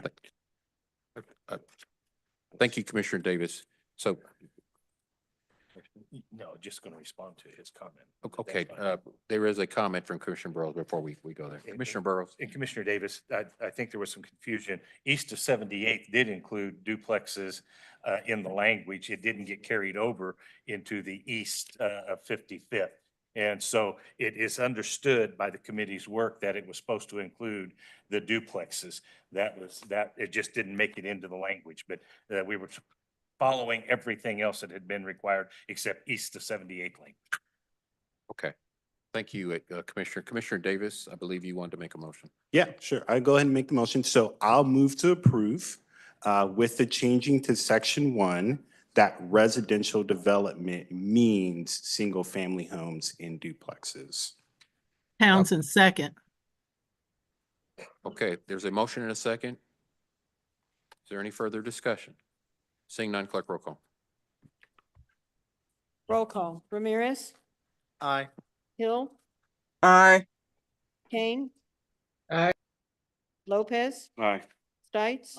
Davis. Aye. Bynum, Aye. Burrows, Aye. Townsend. Aye. Motion carries. Thank you, clerk. Can you read the next item on the agenda? Item 11.2, resolution authorizing the county administrator to calculate certain new growth revenues for the purpose of recommending budgetary options. A resolution authorizing the county administrator to calculate for a period of 10 years, 25% of new growth revenues and to recommend to the Board of Commissioners corresponding additional debt payments or reductions in the mill levy as part of the annual budget process. On December 9, 2024, the Economic Development and Finance Standing Committee, chaired by Commissioner Burrows, voted unanimously to approve and forward to Board of Commissioners with no recommendation. Thank you, clerk. I'll turn it over to Commissioner Burrows, the chair of that committee, and for the opening remarks. Thank you, Mayor. The committee felt that this was important enough for the entire commission and the public to hear, so I will defer any other questions or comments to our Administrator Johnston. Thank you, Commissioner. This concept of creating a 25% of new revenue when economic development incentives expire was presented during the budget process because we heard from the commission during the revenue neutral debates and conversations with our citizens at public meetings. What can we do to help property tax relief?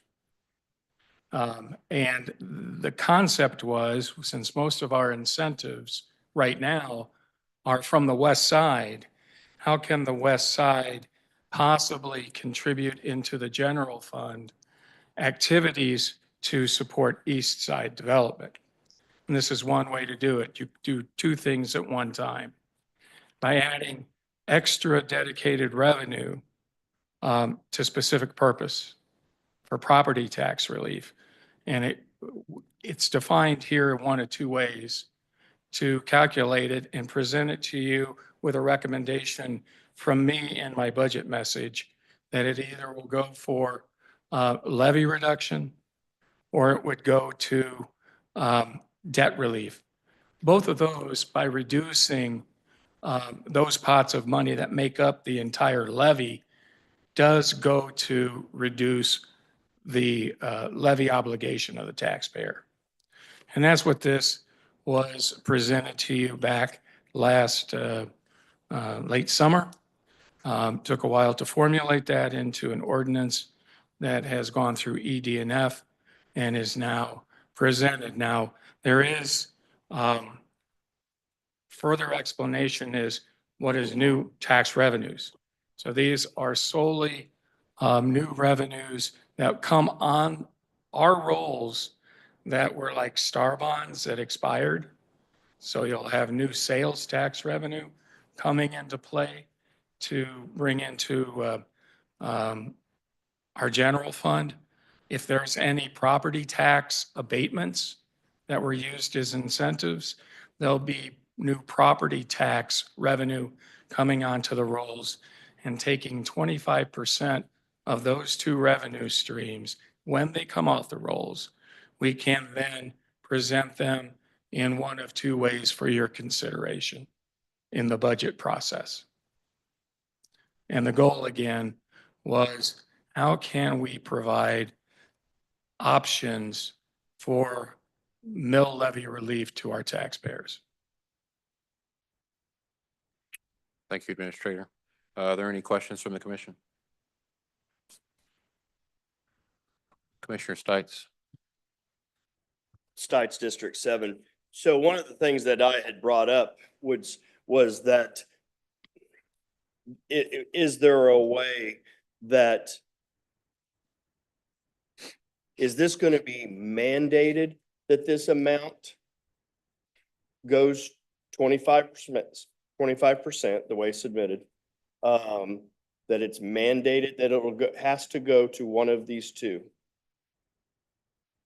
And I think if I remember legal spoke up and said that they thought that we couldn't tie the hands of future commissions with this. So I'm just trying to figure out. And then the second question that I have is, if it is at 25% and there's two pools that this could go to, does all have to go to one? Or could it be an amount that can go, could 17% or 10% go to one, and can it be divided up? Or is it 25 all in that one pool and that's it? The exercise, however you apply it, because it says or, doesn't give you latitude either or. So, but if you reduce the debt obligation that we have on the rolls, it will reduce the levy obligation of the taxpayer. If you want to directly say, we want to do it right up front, reduce the levy obligation, that's another way to reduce the levy obligation to the taxpayer. So it's a recommendation for discussion is just giving us you're directing the administrator to come up with a figure after certain incentives expire, because there will be new revenue coming into our coffers to reserve 25% specifically for property tax relief, one of two ways. Either debt reduction or levy reduction. I guess I'm trying to figure out and still work this out in my mind, how a debt reduction, how does that directly affect Levy? the levy on throughout the whole county? If it was debt reduction on the city side? Most of our incentives are not countywide based. Okay. They are citywide based. And if there is any, well, you bring up a very good point. Thank you. Because when it comes to Star Bond, Mhm. there is usually a county sales tax contribution. Right. We will then tell you what 25% of the county money would be. And then that would be part of the county budget discussion. And then the city sales, 25% of the city sales tax would be part of the city budget discussion. And that kind of goes back to my original question. Could we hypothetically, could you say I want 10% going to debt relief, debt to pay down on debt, and 15, I'm just using the two numbers, I can divide it up equally if you want, and 15 going to mill levy reduction? Is that an option in the way it's presented now, or is it all have to go 25% to one of those two? The way it's written, it says or, doesn't give you a choice of. But the mandate, as Shelley can even, Chief Financial Officer, the requirement, what's mandated is that we present the information to you. So in other words, we've got incentives coming off that are retiring out. And so there's money that we're going to realize.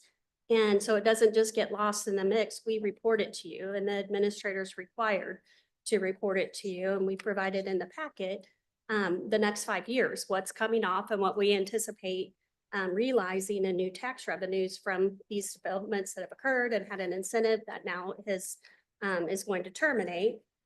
So the administrator would make a recommendation to you of how to use that with the overarching goal of property tax reduction. But the commission retains the authority to ultimately make the decision to Okay. not accept the administrator's recommendation, to do something totally different with it. Does he have the latitude to do what I just said? I think he's right that the way that the resolution is drafted, if you want it to have the latitude, you would just add an and or, so that you could have a combination of those things if you wanted some latitude. As it's written, it's either or, it's an or. It's either going to go a recommendation for debt reduction or a mill levy reduction, not a combination. But see, what Shelley is saying, I make that presentation, and when it's in my budget recommendation to you, after I give it to you, it's your budget. If you want to separate them by 60-40. Okay, got it. All But right. I guess in our mind as professional public finance stewards, It's the same thing. both go to property tax levy reduction. And so if I reduce, remember when we talked in the budget on the city side, 44% of the levy that taxpayers pay right now pay for debt, 56 goes to operations. So if you can reduce that debt 46 to, let's say, 43%, that's a reduction on the levy, on the mill rate. Got it. So it was It accomplishes the same thing. accomplishes the same thing. I just wanted clarification on it. But- And then, so the last thing that I want to ask is, so are we, so when a incentive is expiring, a TIF, for example, will it automatically, no discussion, and I'm going to use the example right now of Plaza at the Speedway, So on, that it can't go, it can't be negotiated out into another deal or somewhere else. It will be in this So- 25% of it. how those agreements are designed is that to terminate a TIF district, the commission has to take an action. And so in that particular case, the bonds have been repaid.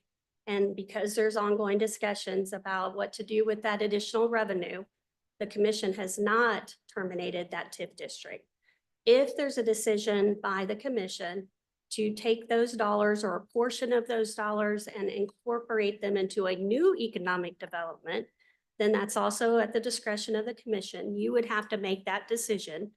And you could do it at the same time as it's expiring and you want to roll it over into this, or, well, that's when you would do it because it all goes to the calculation of when the base is set and how much is captured. So it would happen simultaneously, but that all has to be approved by the commission. That would not be done administratively at all. My fear would be that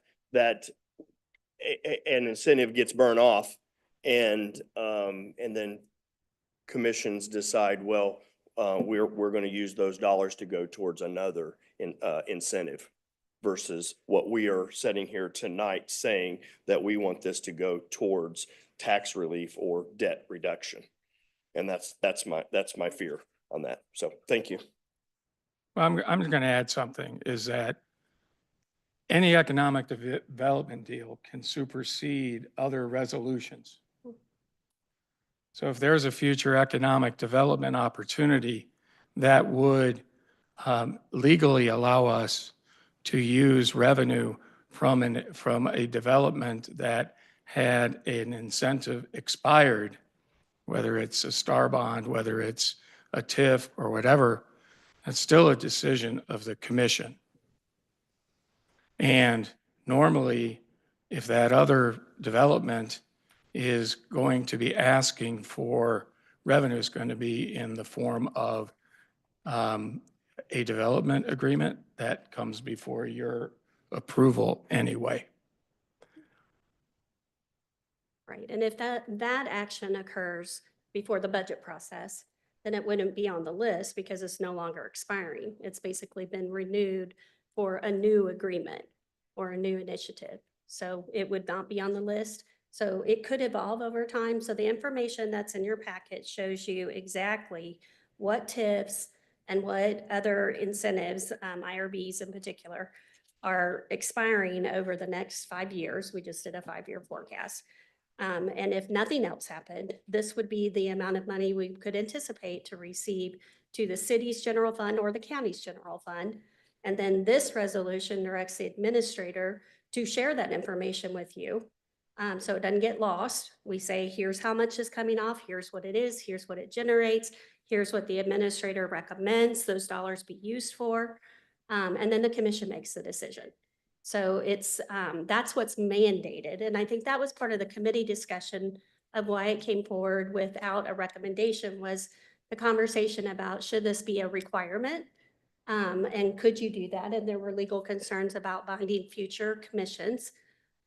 Should you say either, only property tax or only debt? That was part of the discussion. And so I think it was just the thought sharing the whole thing with everybody to get a consensus on how you want it to work. Okay. But in any sense, all information will be shared, and then you all retain the right to make the decision.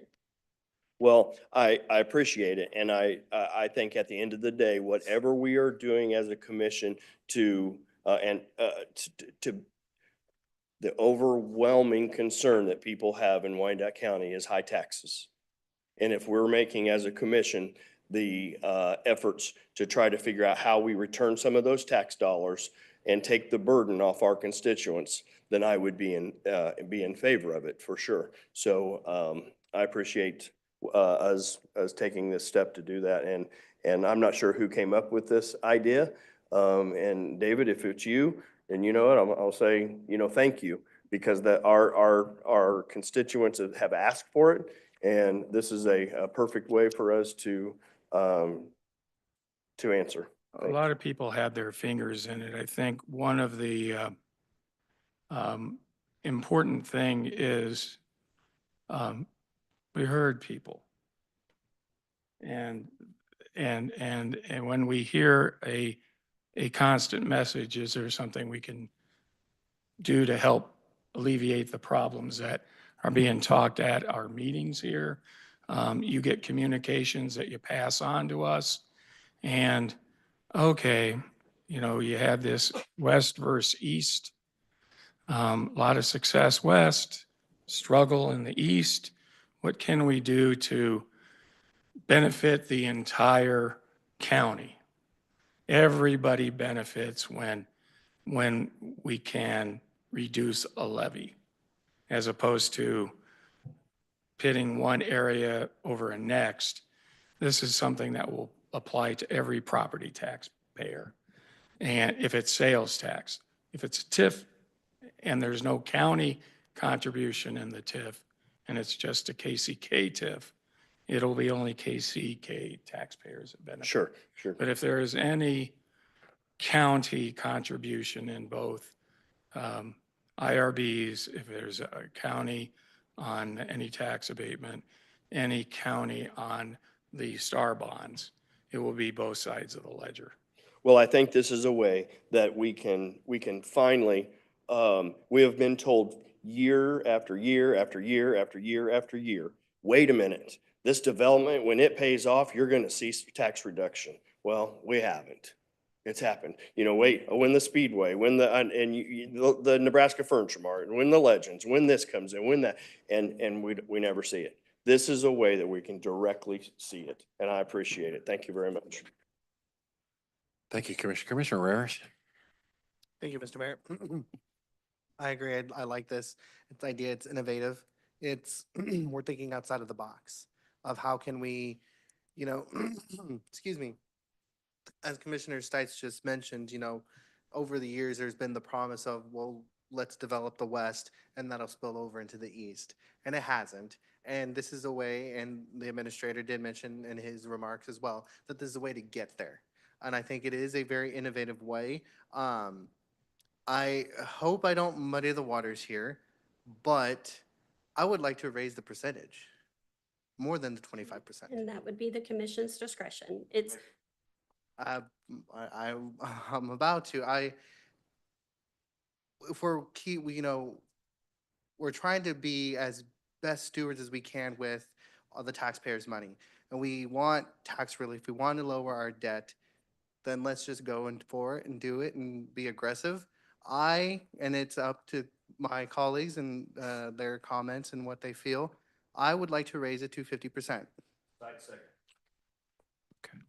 But I open it to discussion for the commission. No, but first, before I make a motion to amend, I would like discussion amongst the commissioners of my thought process. Okay, thank you, Commissioner. Commissioner Burrows. Thank you. Well, colleagues, now you see why we brought this forward.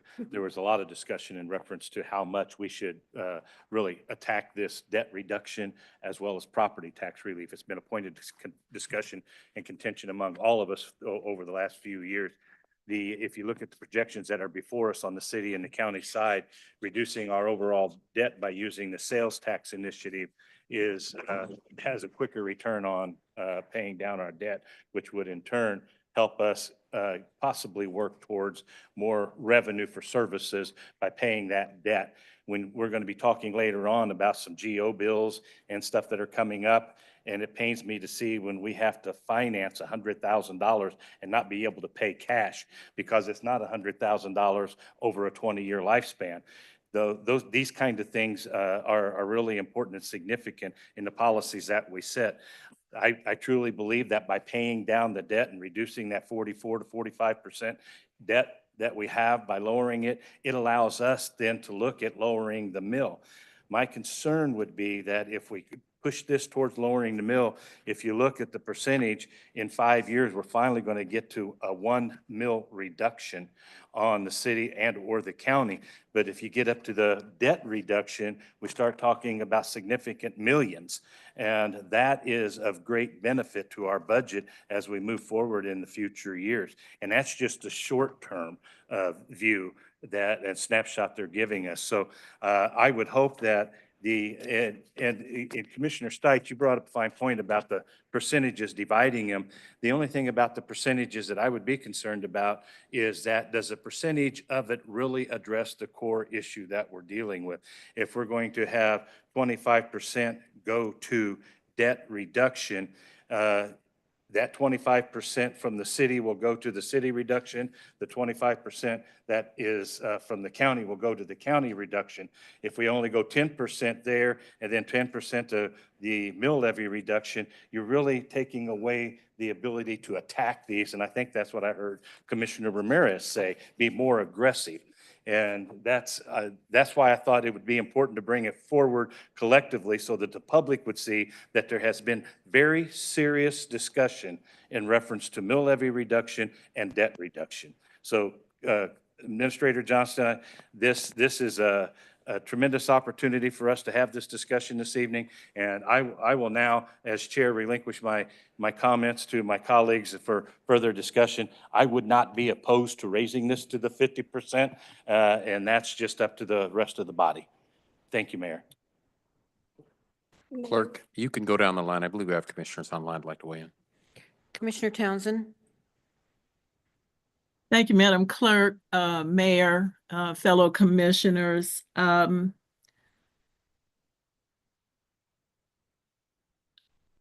Listening to some of the discussion about whether to raise the amounts, I would like to see, since this is something new, which I support the concept of the debt reduction and or the mill levy, I would like to see us leave it at 25 for now, but maybe reduce the number of years that this is as proposed to see how this really works. Commissioner Stites raised a good point about, does this language as currently stated allow us to do just one thing or another? And I think I get that if this is only about debt reduction, I think the administrator said the commission can always do something different. But my current understanding, and counsel, please correct me if I'm wrong, as this is currently stated, the proposal is for a reduction of the mill levy only. Is that correct? No. It all results in hopefully a reduction in mill levy. So We either, One at a time. Just, I'm sorry. Yep. With it, in theory, each approach will lead to levy reduction, which then everybody benefits. It's just how you get there. so it's how you budget it. It's how you budget it. So it's either how it's written doesn't mean you guys can't change it. And when it's your budget, is I will make a recommendation one way or the other that based on whatever we're faced with in the budget, I feel with my staff's advice is an effective approach, either direct mill levy reduction or achieve levy reduction by reducing levy debt. And so that's, when it's on my side of the table, Commissioner Townsend, it's a recommendation one way or the other. Then when it's your budget, you 11 can have fun and decide other ways. So Shelley can even, Chief Financial Officer. So for clarification, it will really come down to what do you feel is best way to communicate this to the community? Because the way that we budget, we have the general fund and we have property taxes allocated there. Then we have a bond and interest fund, which there's property tax, mill levies allocated there.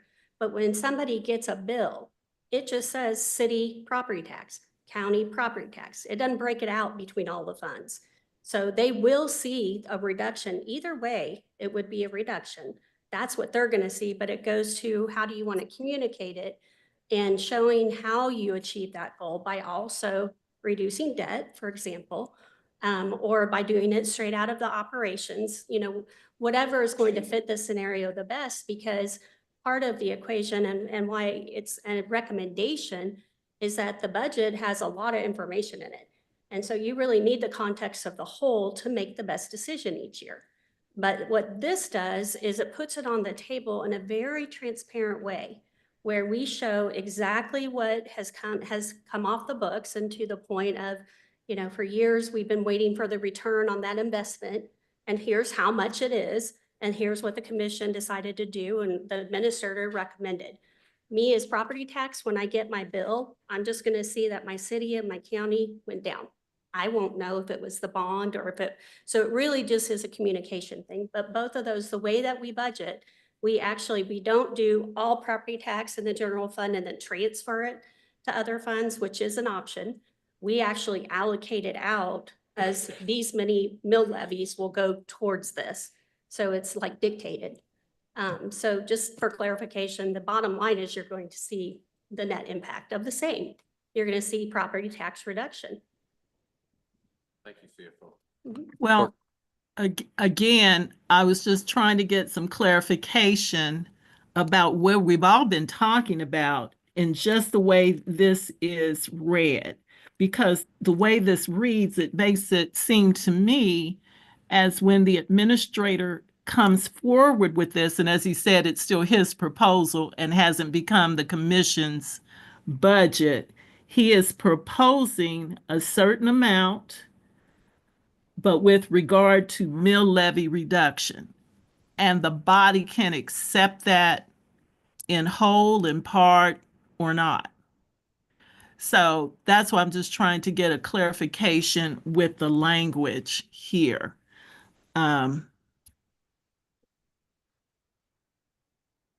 as it reads to me, he can only come forward and talk about reductions of the mill levy. Is that a correct reading of what the language currently says? That's all I'm asking.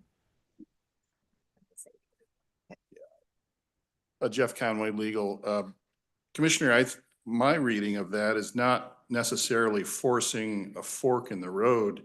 It's more expansive. So it talks about two allowable uses that the county administrator can choose one or the other or any combination of those. It says or. Well, it's an or, but I think it was designed to allow for the combination, as opposed to you have to choose one or the other. I think it says here's two uses, and you can make use of them in any combination that you want. But I can clarify it however you'd like to clarify it. I'm reading this like a lawyer, Jeff. Okay. I think to answer that question, and I believe it falls in line with the advice of counsel, you all can make a motion that I will accept to clean this up any way you want, and staff will graciously modify that to make it fit in the box that you wanted to fit. But what Jeff is basically saying about is that the administrator is going to give you options, and you'll be able to vote on it at that time.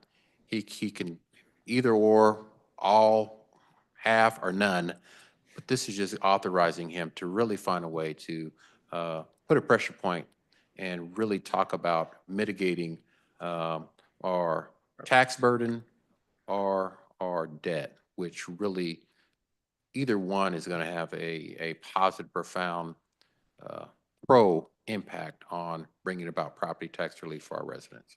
So, Okay. And Mayor, that sounds like it's very expansive, as council just mentioned. So again, tell me if I'm wrong, if we pass this as it currently reads, we can accept it at the time, we can make adjustments, or we could do something else with this money. I mean, we could do the mill levy as it says here, or we could do something else or something less than 25%. Is that it? yes, you got to remember, Okay. Commissioner, you all are the commission. With the majority vote, you will give clear direction through your vote on what you would like to see staff through the administrator, how they would like to proceed budgetary wise. He's going to bring forth this recommendation as part of his budget. I'm sure there will be a robust debate about this in the future, or maybe not, but the commission will be able to decide. So, Right. And the reason I wanted more clarification, Mayor, you're right. We will do what we can do as commissioner, but there's got to be some specific reason that this was brought forward in the first place. So I just hope we stray too much from that. And that's why I'm trying to figure out what we've got here and what we can do with it. So I'm fine with this, and I appreciate that standing committee brought this forward for this type of discussion here, so the other fellow commissioners could weigh in. Thank you. thank you, Commissioner. Before we go to the next one, Clerk, I just like, what I'm picking up on is this is a way for this commission to relay to our constituents, anybody that lives and calls Wyandotte County home, that pays property taxes, to show that this commission has listened and is moving forward to bring about real property tax relief or debt reduction that can be of value long-term, not just to this unified government, but to everyone in Wyandotte County. So those people that are saying this is an affordable place to live, this commission is moving in that direction because they've got it, they've listened, they've heard it, and they've found a way to bring about property tax release as well as retiring our massive debt here at the unified government. And I think this is really something monumental if the commission chooses to proceed forward with it. So thank you. Clerk? Commissioner Bynum? Thank you. Thank you, Mayor and Administrator and CFO Knieven and all the staff for putting it together. I do appreciate it. My request for clarification comes from the property tax side only. So sales tax notwithstanding, and with regard only to personal property tax or real estate tax, I should say. If the commission agrees to be in a revenue neutral environment, which would then mandate us to collect the same amount this year in property tax as we collected last year, then how is the new growth revenue available? And I'm going to try to answer my own question by simply saying that if, for example, the total tax collection is 100 million, and so we agree next year that the total tax collection will be 100 million, then we can't exceed that. But because we've got an additional taxpayer, the total of the taxpayers do pay less, because now we have added a new taxpayer, the entity whose abatement is rolling off of the abatement and onto the tax rolls. How do you see 25% of new growth in revenue in a revenue neutral environment?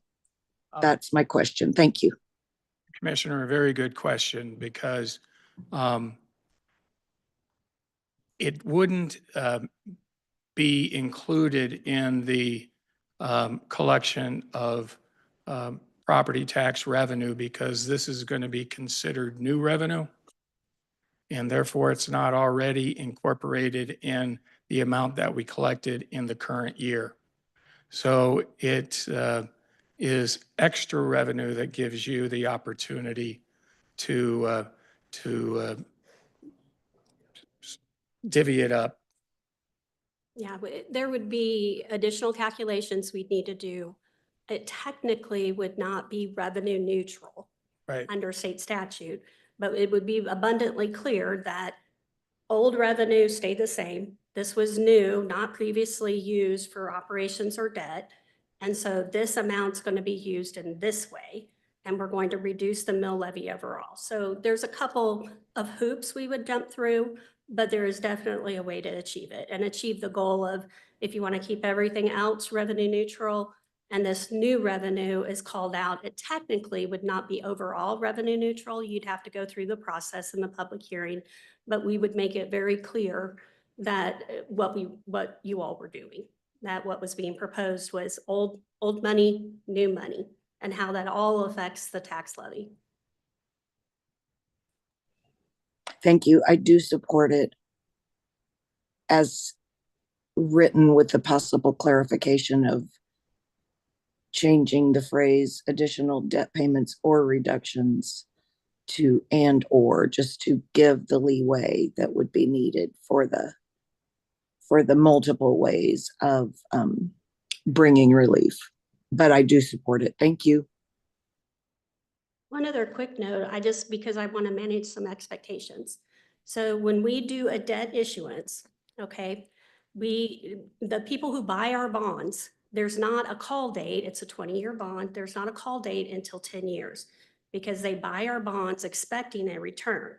So when we talk about paying off debt, we're not having to have more property taxes to pay for the debt payment, but we'll have to time really paying off any debt when it's callable. So it's not like we could say today, well, we had this little one done 8 years ago, let's pay it off. You can't do debt that way. It doesn't work that way. It is truly a nuance, net difference of the same, but I just want to make sure that we all understand it's that the revenue to pay that debt payment is what would be being affected by this. I think in theory on using the debt, she's exactly correct. There will always be bonds to be paid off every year. And if we can use this money to meet that obligation, we don't need to use new property tax revenue to pay it off. That's how it works. And if you choose not to supplant the levy that's not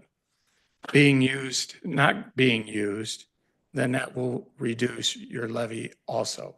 So there's two ways to possibly impact your levy. But at least if we use this money to pay off the debt, you have an immediate impact. And secondarily, we don't need to use general fund money to and collect that from the current taxpayer to pay that debt obligation off that year.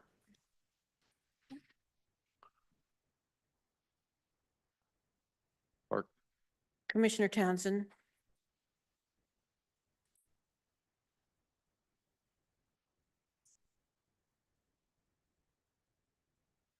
Commissioner Townsend, you're muted. There you go. Madam Clerk, that was my error, I guess, in manipulating this. I had no further comment. Thank you. Mayor, we have no other hands raised online. Commissioner Davis.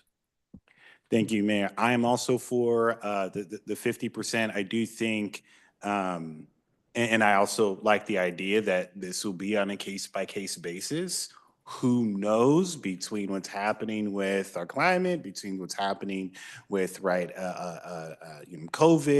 and viral sicknesses, just who knows? And so I like the idea that at the very least, this can be presented and we can make that a decision every year. Future commissions can make that decision every year.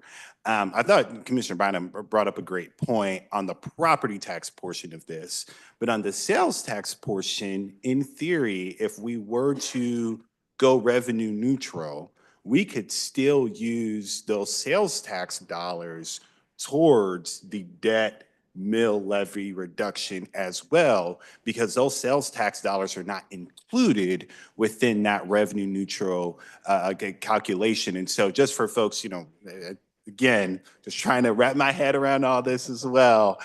So the sales tax portion is actually something that is really, really exciting for us to look at here. And so, yeah, I am in support of this.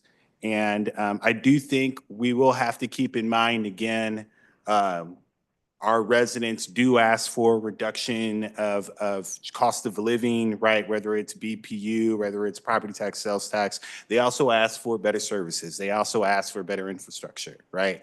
And so, again, for future commissions, for us, we'll have to consider that on a case-by-case basis. But I do want folks to be mindful of that as well. But I am in support of this. Thank you.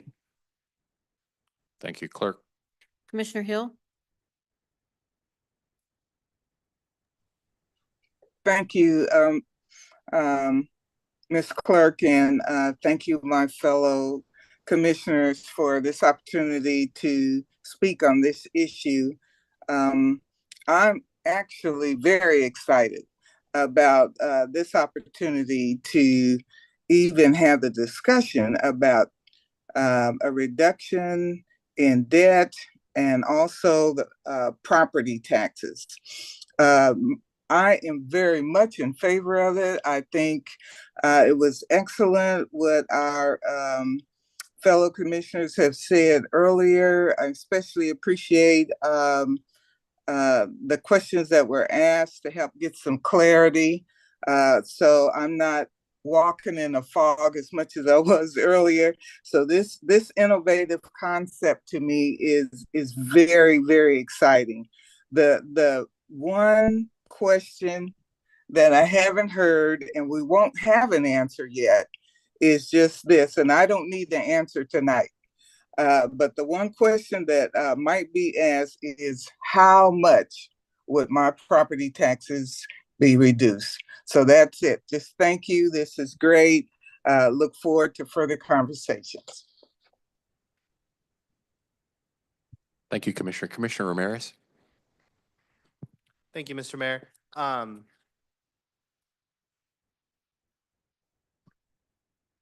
right, trying to see if there was other commissioners who wanted to speak before I make motions to amend. So I will hold until everyone's done. Clerk? Commissioner Bynum? Thank you. Just a possible compromise in the language for those that are interested in seeing it at 50%. Perhaps it could be, up to 50%, so that it would allow for a number less than that, or no less than 25% up to 50%. Thank you. Thank you, Commissioner. Commissioner Lopez?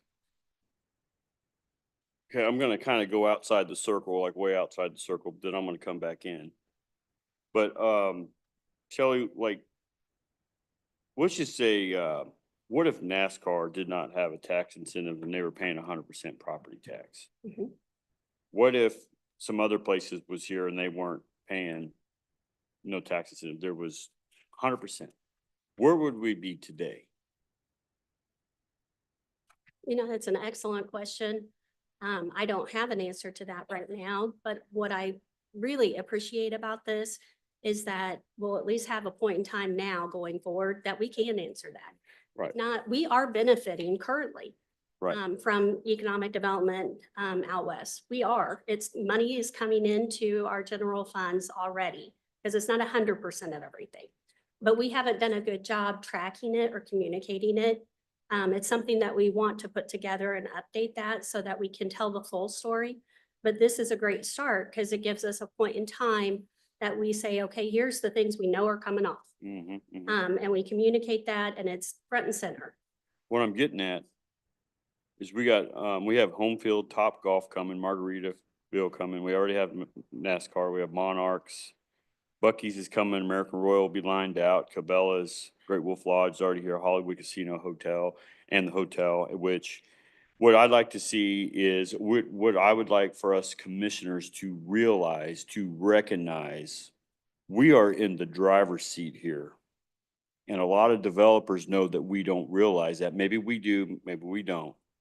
But we're in the driver's seat. We have all the real estate other counties don't have. We have these boys already here. We have more coming. We can bat away all the taxes. Well, you don't like it, go somewhere else. But at the end of the day, they're going to play ball. However, we want them to play ball because we're in the driver's seat. And a lot of these developers don't realize that, hey, we're just going to go run over the UG. Like the UG's been ran over, I don't know how long, for so long. Well, those days are over.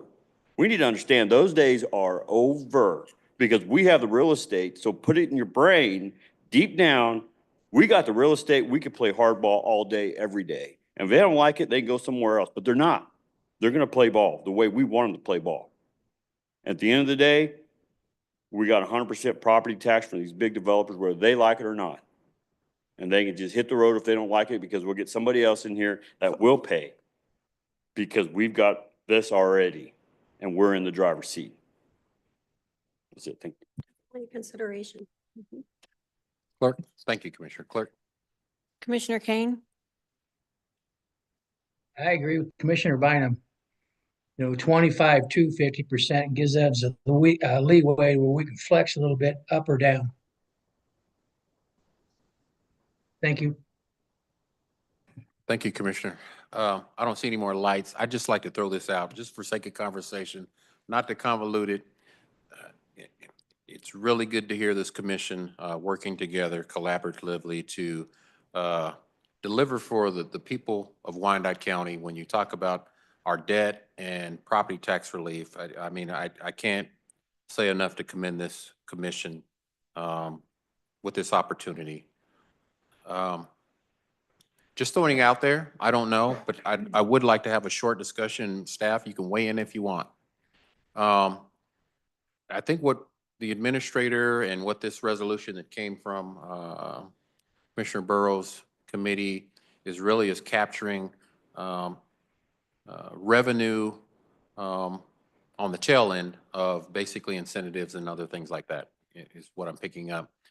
I don't know what the thought would be, staff and what the viability would be for this commission for any future developments, because I know that we've all made a commitment as an elected body to dig our way out of our debt and to broaden our tax base in a way that can bring in additional tax dollars that could hopefully mitigate property taxes increase at some point down the road, of looking at this 25% or up to 50% as it's been proposed of all future developments. So if Tyrone Garner builds a house in Wyandotte County, that property tax that I would bring in, 25% of that would go towards this as well.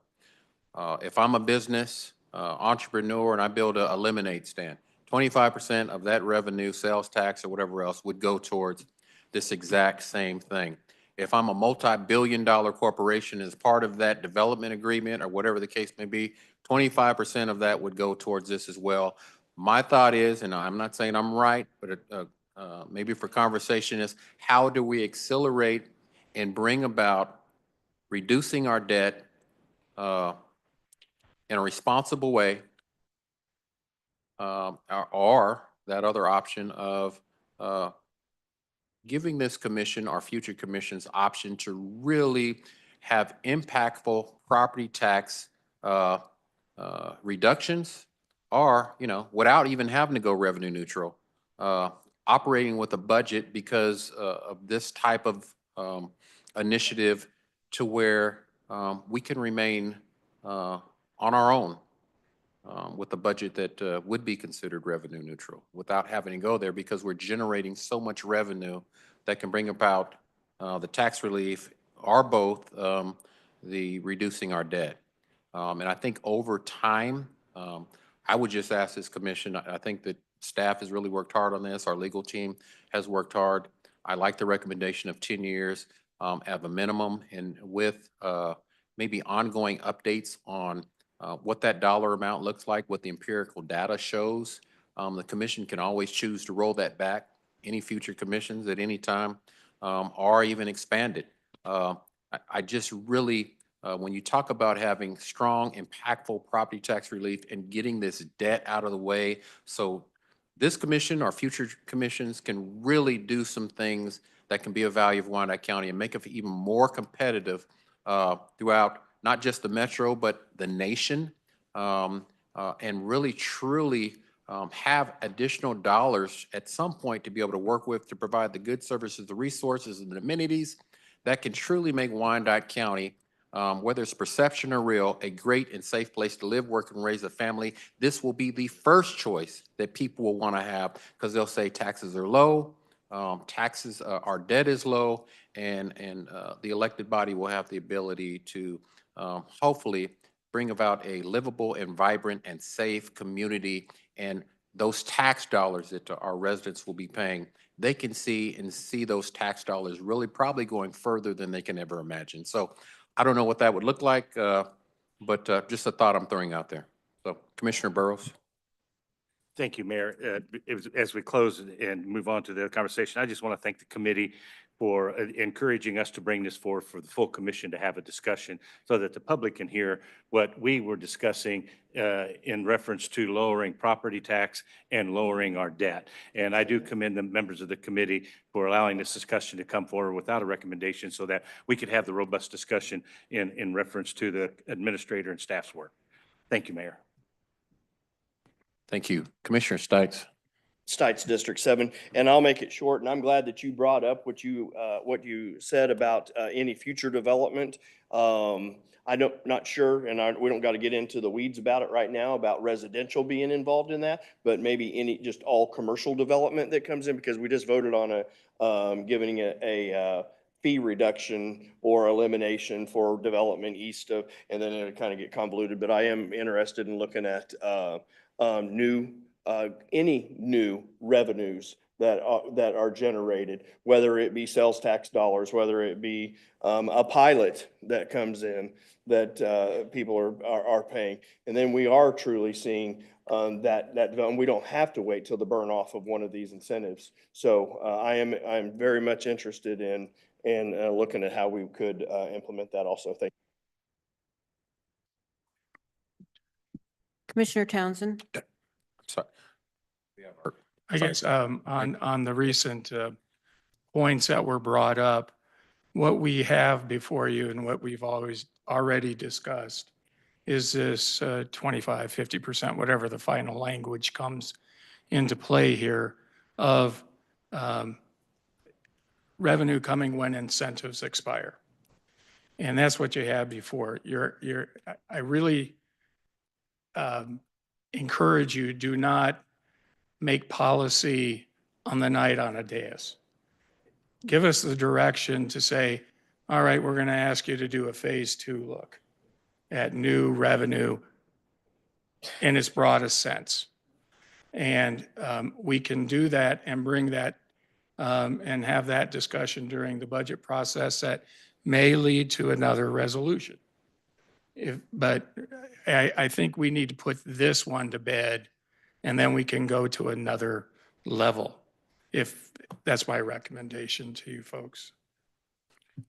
Thank you, Administrator. So I guess my directive to you is if you can have staff start that process. Yes, sir. Okay, thank you. Clerk? Commissioner Townsend lowered her hand.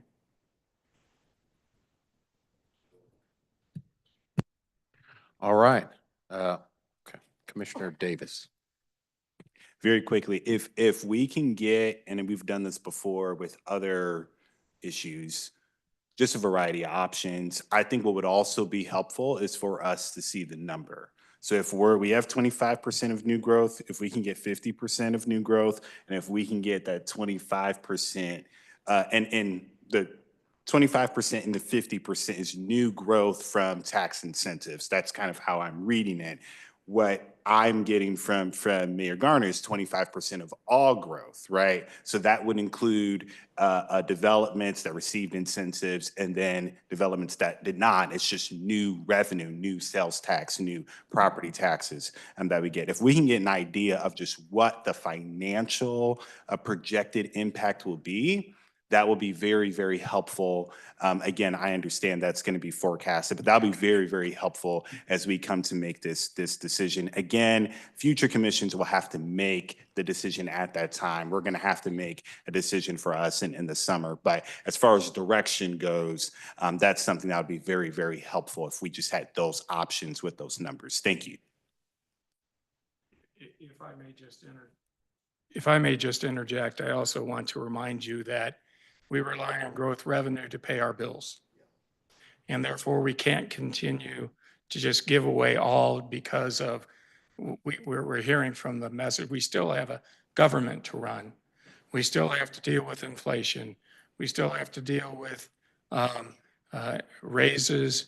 We have to deal with new things that come before us. And so to temper the enthusiasm of the discussion today is just understand that there's always going to be a balance. And I think that's one thing that Commissioner Bynum was saying is if we can go 50%, let's do 50%. If we need that revenue for other purposes, then it's available. But I just don't, I want to remind you that we always rely on growth revenue to pay our bills at the same time that we're looking at tax relief. So. Thank you, Administrator. I don't disagree, but if we have no growth, because taxes are too high, our BPU bills are too high, people move out, this community begins to shudder and the coffers of this unified government begin to become challenged. That's why we're in the position now. And so I'm looking for recommendations to this commission that can bring about real property tax relief and debt relief to this unified government. And then future commissions, if they so like, could weigh in and make a decision. So I'm looking forward to that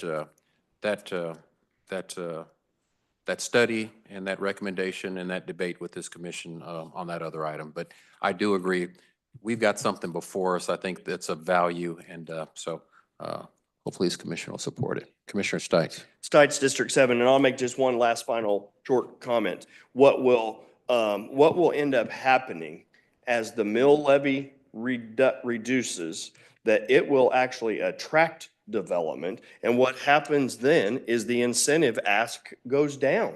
They won't be asking, just like what Commissioner Lopez was saying, we control it, but there's not going to be, the ask will be reduced because the mill levy is more palatable to them. And then we'll just see growth come into the county with the ask being reduced. So it's a win-win. That's my last. Thank you. Thank you. Commissioner Maris, I think you wanted to make a motion. Thank you, Mr. Mayor. To Commissioner Bynum and Stand by. I have not accepted any motions. Yeah, that was I not a have motion. not accepted that any motions. I retracted. Yeah, Sorry. yeah. Apologize. I did retract my previous one from the beginning. From going to Commissioner Bynum and Commissioner Keene's proposal, the compromise of the not less than 25, but up to 50%. I think that sliding scale of percentage would be more suited for this new idea we're talking about of the all new development. I think that would be more suited for that, as the administrator said, based on economic, how everything's going, we stop to pay bills and all. I think that sliding scale would be perfect for that. Whereas with this, I think this should be more of a consistent percentage, because it's when development comes off the rolls. or comes onto the rolls after they've expired. So I think this one should be consistent, whereas with the other one, that should be on a rolling basis, sliding scale, depending on the year and economic outlook of that year or the next budget cycle. So with that, I'm gonna make two amendments, but I'm gonna roll it to one, that we raise it to 50% and that we add the and/or. Okay, And that's a motion to. okay, is there a second? Second. Okay, any further discussion? Seeing none, clerk roll call. Roll call, Ramirez, Aye. Hill. Commissioner Hill, Aye. Aye. Kane, 2 ayes. Lopez, Aye. Stites, Davis, Aye. Bynum, Aye. Burrows, Aye. Townsend. No. Vote is 8-1, motion carries. What, legislative or the parliamentary procedure or whatever. I can't remember how it's worded. That was to amend. Now we have to, or was that just to pass it all together?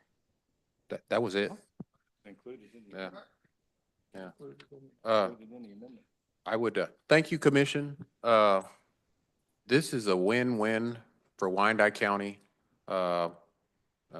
Just, it's a win. So thank you, Commission. Commissioner Lopez. Yeah, I just wanted to state that for us commissioners to do a little research, we're moving forward. We're making, we're definitely moving forward here. But I would like for, I've been doing some research on FIFA that's coming for this World Cup, and I would like for all the commissioners to do their research on FIFA versus Vancouver and what nightmare that we could be looking at. And it's got me, it's had me up at night a few times because I've been worried about it because Vancouver almost took a bath on them. So I definitely would like our commissioners to do our research on it, and I'm just holding my breath. So thank you. Thank you. I'm not one to toot my own horn, but Commissioner Stipes, you asked a question. You don't know who came up with this idea? Yeah, I did. So working with the administrator, we came up with this resolution because we were really having strong conversations about how to bring about real property tax relief.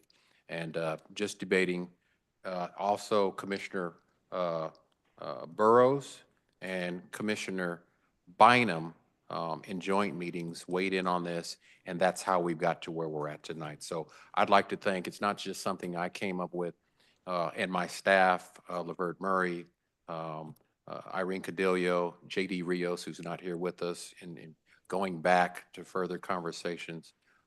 That's how we got here today. Just wanted to bring something of value to this commission. And so I can't say thank you guys enough for doing this for the people of Wyandotte County, because I know we've all listened to, all of us have heard property tax relief, debt reduction. And I think this at least gives future commissions and mayors a bridge to get there. So on behalf of the people of Wyandotte County, it's not going to be immediate results, but I know instrumental, those reductions and that relief and the debt, it's going to be chipped away with what you all did tonight. So I just can't say thank you. I know Christmas is gone, but this is an early Christmas gift for 225 for the people of Wyandotte County. So thank you, Unified Government Commissioners, for this bold, innovative step to try and find real solutions to real problems that you've heard me say that affect the lives of real people every single day. And for those of you watching, this commission right here made it happen.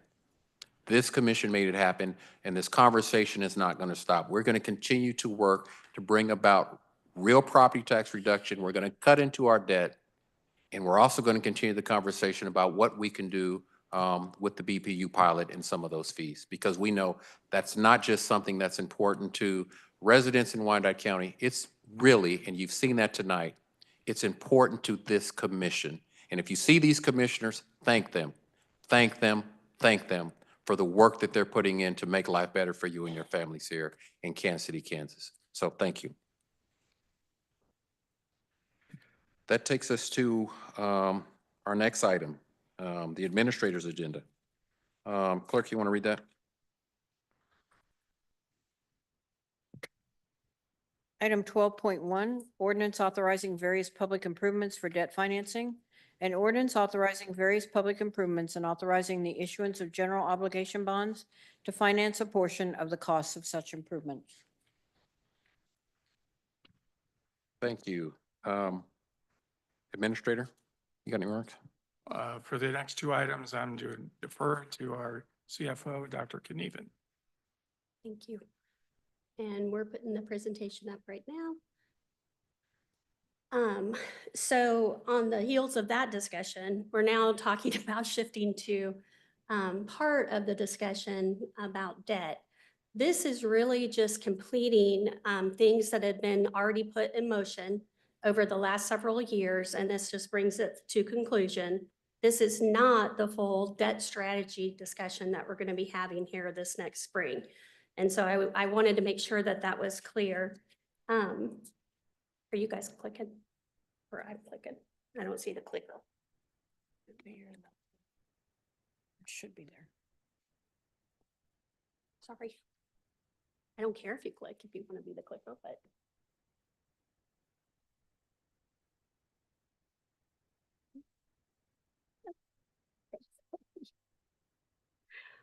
Thank you, ma'am.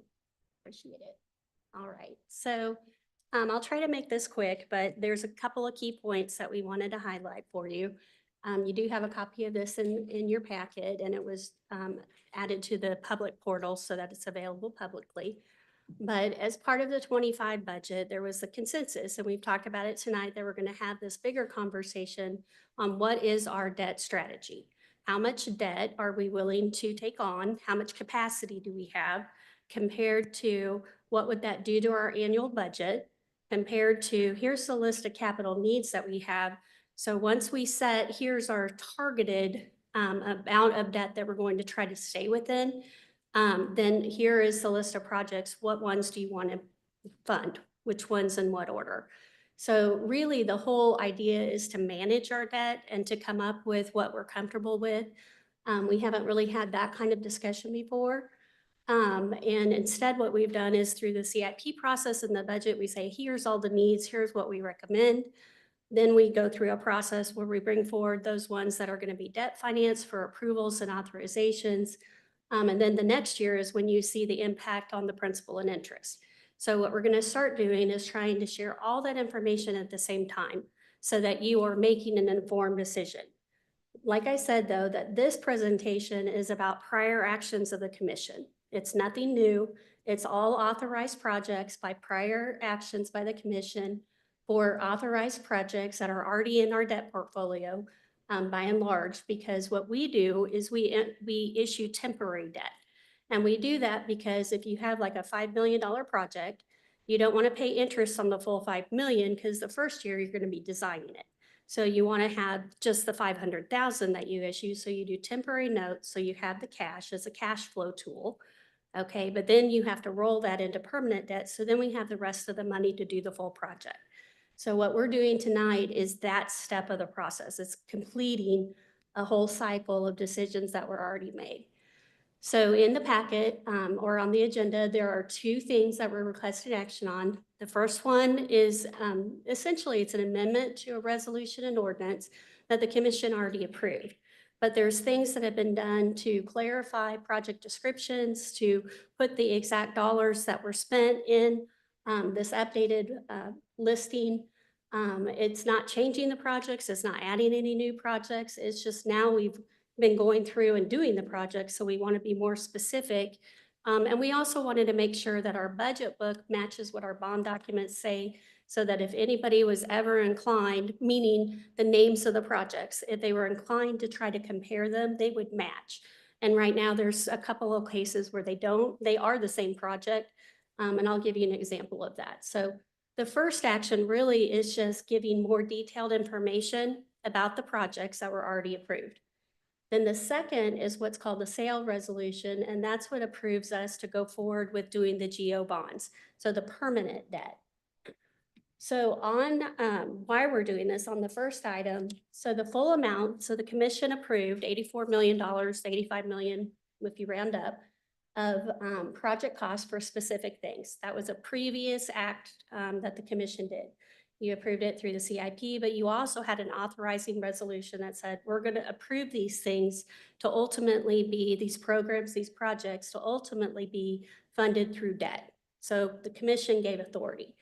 We then did this temporary note so that we had some cash flow. And the temporary note was for a portion of the projects, and it was 53 million of that total 85. The beauty about a temporary note is you only pay interest, you don't pay on the principal. So it's actually less expensive by doing a smaller amount, interest only, than issuing the whole 85 million up front when you don't need the whole 85 million up front. You're staggering it to when you're going to need those funds. But because the full project was pre-approved, the departments were able to spend and encumber, which means put it under contract, work that was pre-approved on that list. So we guesstimate how much we need in the temporary debt, but they have the permission of the commission to do the full amount. Temporary notes are for a year, and they are required to be refinanced into permanent debt or repaid in full. And when you add in the interest only on the temporary notes, plus the issuance cost, it comes to a total of 89 million. And so the new permanent debt only includes those temporary notes, dollars we really spent, dollars that are encumbered for just these projects that were pre-approved. So it's nothing added in, nothing snuck in on the list. So on action number 1, what you have attached is any of the project descriptions that are being modified from what was originally approved. So you have a description of what the project was, and a good example of this is that it might have said road preservation program. Well, now we know exactly which roads did they do. And so we put into those bond documents the specifics so that the bondholder knows, oh, it was that list of roads that was actually done. And so when it's initially approved, it's approved to do road maintenance. Now we know exactly what, so then we go through and we clarify. So of the 36 projects that were approved previously by the commission, we had 19 that we wanted to update the debt authorization descriptions. So there's 15 of them that have the descriptions, the project description made more specific. We have 4 of them that had amendments to the dollar amounts. So we had estimated dollar amounts. And in this case, the dollar amounts, 4 of them went down. And some of that was intentional and some of it was just the way that the dollars fell out. But we made some decisions about, for example, on the police department HQ, we were approved to do the chiller and the heating system, but really the chiller needed to be replaced. The heating system didn't need to be replaced. So we scaled back because we're trying to preserve as much opportunity for the commission to start making some of those decisions on how any future debt that you're making a very intentional decision of what projects you're going to fund with that additional debt. So we wanted to scale back any place we could, and that was one of the places, without compromising the need for the project. There were 4 with name changes, and that was again so that the budget book matches what'll be in the bond documents. So it's not changing the projects or anything, but just making it more specific. In total, like I said, it's 89 million. The great majority of that is on the sanitary sewer side, 61 million. And that is a number of projects that were authorized and that they have either completed or they're underway. And it will be completed in the near term, which is why we're ready for the permanent debt. Those dollars, those debt payments are repaid with sewer rates, not with general fund dollars. And so one of the things that we wanted to make sure was that in the rate study and with the permission that we have from the commission and then the consent decree, having those sewer rates go up 4% a year, that's been approved by the commission, and then it drops down in 29, it goes 4% through 29, and then it goes down to 3.5%. We wanted to make sure that this was factored in. So we're not going to be coming back and saying, oh, well, now you approved these bonds, so we need to ask for more in the rates. No, it's already been factored in into those percentages. So it's not going to cost more than what we already anticipated.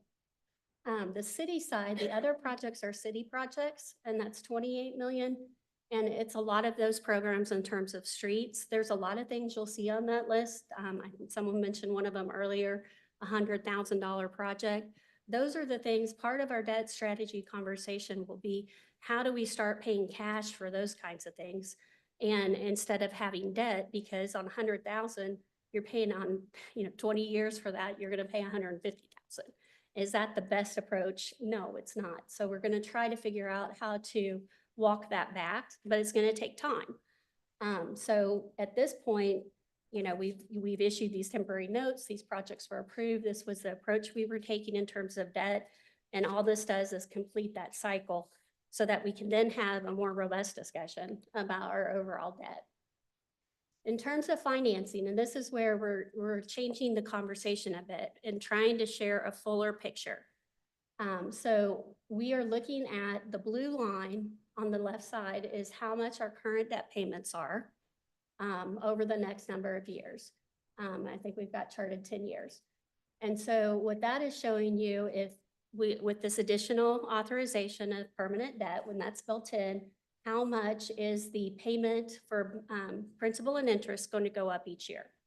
And so what I did is I structured it working with our financial advisor to use some of the fund balance that is in the bond and interest fund only, not our normal general fund. It is money that can only be used for debt repayment.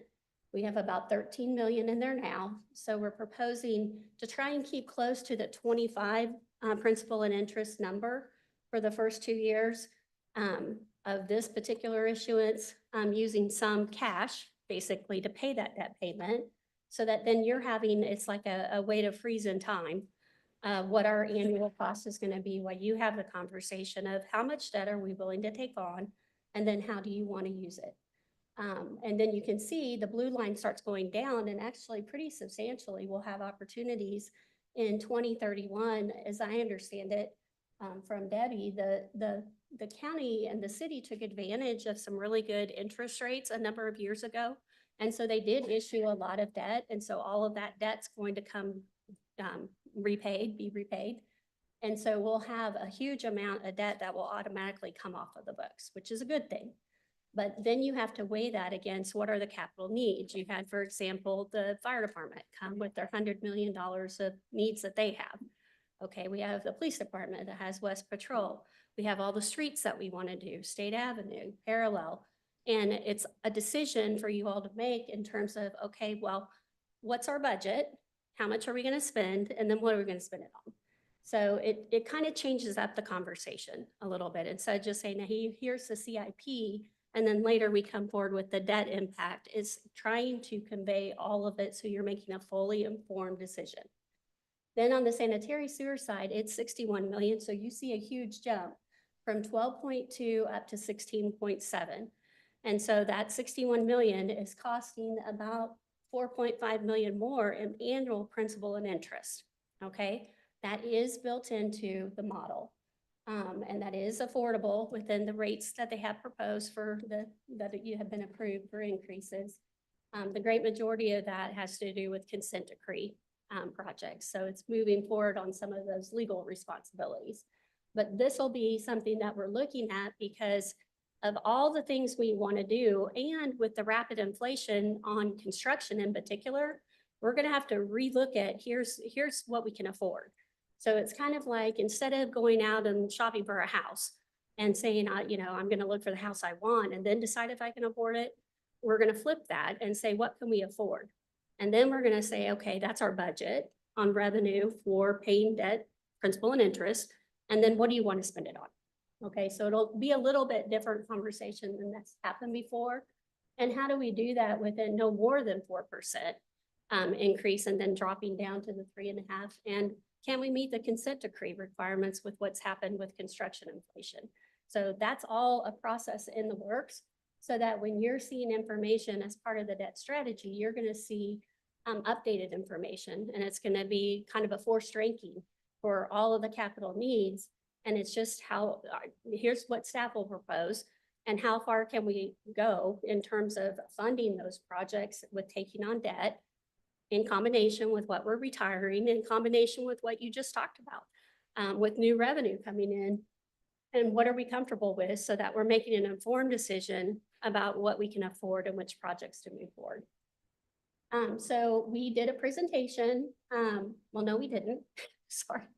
We were going to do a presentation originally December 30, and that meeting got canceled and moved to the 6th. And then with the weather, that meeting got canceled.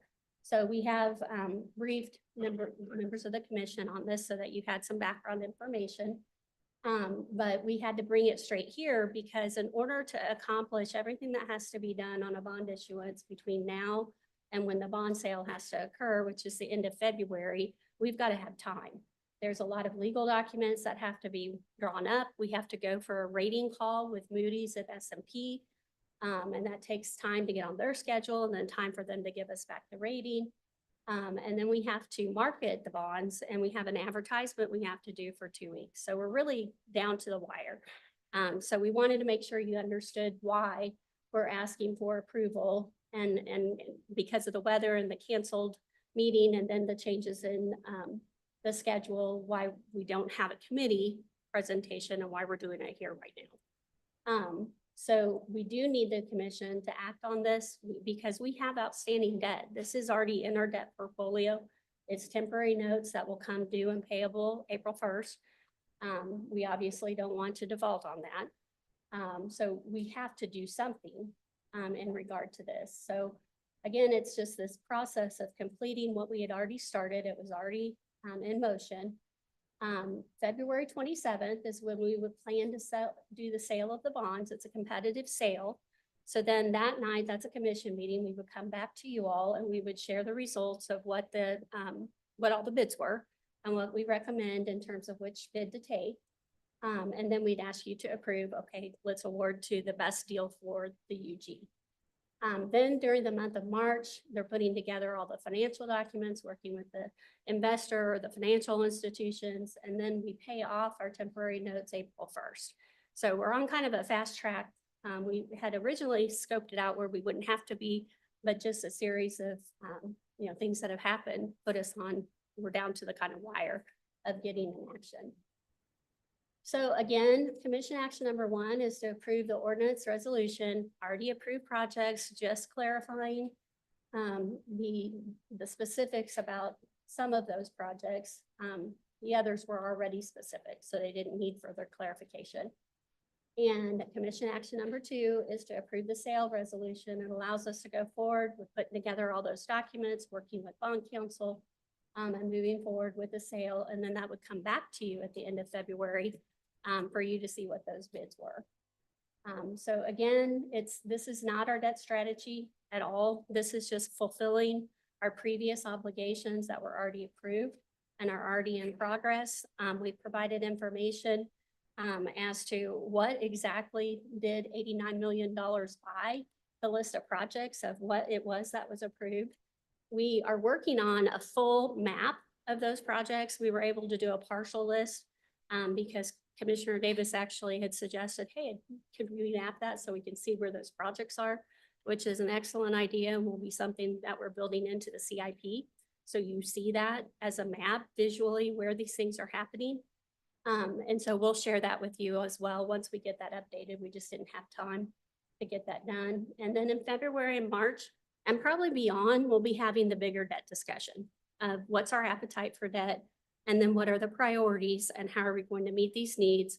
Because there's a lot of competing efforts here. We just talked about one. We know we want to get some of the projects we've traditionally done as debt over to cash. Okay, we know that we also want to meet our contractual obligations for unions and pay increases, and we don't have the revenue projections yet because it is January, so we just started this year. So we don't know what's going to happen for next year yet. We have to have some months under our belt, but it's a piece of the bigger picture. And so it's not going to be instantly fixed. We're going to have to walk back some of these policies over time, but that's the whole point of the strategy, is that we're going to have a plan of here's where we want to get to. Here's our plan of how to get there. And here's the time frame while balancing that we have a lot of capital needs and how are we going to get those capital projects funded.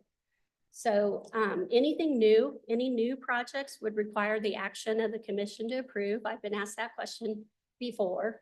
Can the staff take money that was approved for other projects and can they just switch it around? The answer is no. It all has to come back to you. And we are doing an updated accounting of all of the previously approved projects and how much money is available for those projects to share with you, to see if there's opportunity to reprioritize, for example, but also just to better communicate on what's happening with these projects and where are they in the process, and are they getting done, and if so, what's getting done. So we're trying hard to improve having a fuller discussion with the commission when it comes to debt, really when it comes to all of our capital projects. So with that, I'll stop and ask if you have questions. We've got the 2 requested actions. I do want to note that Debbie and Elise are here with finance, and they are kind of our key people on debt, so they're very instrumental. And I'm not going to try. I asked Elise to tell me how to say her last name phonetically, and I was like, okay, I would read it, and it sounds stupid. So if you don't know if you probably, of course, you know Debbie. If you don't know Elise, you should. She is the one that also helped put together all that information you just saw on all these economic development incentives that are coming off of the incentive and are going to be on our tax rolls.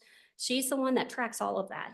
She's the one that works with our outside counsel when we're issuing bonds on some of these things. So she doesn't just do our bonds, but working on IRBs and working on TIF bonds. So we're really appreciative of the work that they both do, because we couldn't do this without them. So with that, I'd be glad to answer questions. Thank you, Ms. Canivan, and we have one from Commissioner Ramirez.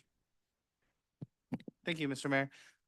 Thank you, Dr. Knieven, for presentation and doing your due diligence of trying to get those on-3s all scheduled and try to get all that information to us. So I really appreciate that. One of the things I just want to say publicly, one of the questions I did ask you in the meeting, and just so that the community knows, and the concern I had, we were looking at the line graph when we were looking at the sanitary sewer part. I did ask, would the new rate increases be able to withstand the new increase in the debt payment? And you did say, you said, yes, that was all built in. That was just my initial concern, because I didn't want us to approve this and then later down the road have to raise rates again. Right. So, but you reassured me that it was all within the model. It's all fit in within the rate increases that it can withstand the new jump. Because it is a pretty good jump from 12.7 to 16.7. So that was just my concern. I wanted to make community aware that that was my concern, but there is no concern at all. That is the correct understanding. Thank you, Commissioner Burrows. Thank you. Dr. Knieven, I had a number of questions when we were on our on-3s, and I do have a couple of things I'd like clarified tonight, if I may, and I'm not trying to put you on the spot. Does this sewer wastewater fee take into consideration of any grants that are proposed or that we are seeking at this time to lower the cost of these projects? It does not if we haven't been awarded it. So for the sewer plan, big plan, we have a list of projects that are known needs or are consent decree projects specifically. And so if we get a grant, and we are constantly looking for and applying for grants, then the decision is really needs to be multifold. It needs to be, okay, well, we got that grant. So does that mean we can accelerate other projects, right? Because now we freed up some of our money within what's already been established as the cap on the rate increases, or do we want to reduce the rates? Do we want to, all of those things? We need to have the full discussion. But for the moment, what we've assured is what is being requested tonight for this list of projects. It was built into the rate model. They are having to go back and reassess. I'll be very honest, because the cost of projects is more, and there were projects that they know are needs that were not in the rate model. So they're in the process of building those in and saying, okay, here's our priorities. Here's the absolute have tos. It's a legal mandate. And how quickly can we get those done? Can we comply with the consent decree within these rate caps? But if we get grants, that's where there's another decision to be made. And that's part of the fuller discussion that we really haven't had before, of how does that affect then the revenue source that we're tapping into, which is our sewer rates. The next question I would have is we've taken some bold steps, including this evening, in how we're dealing with debt moving forward.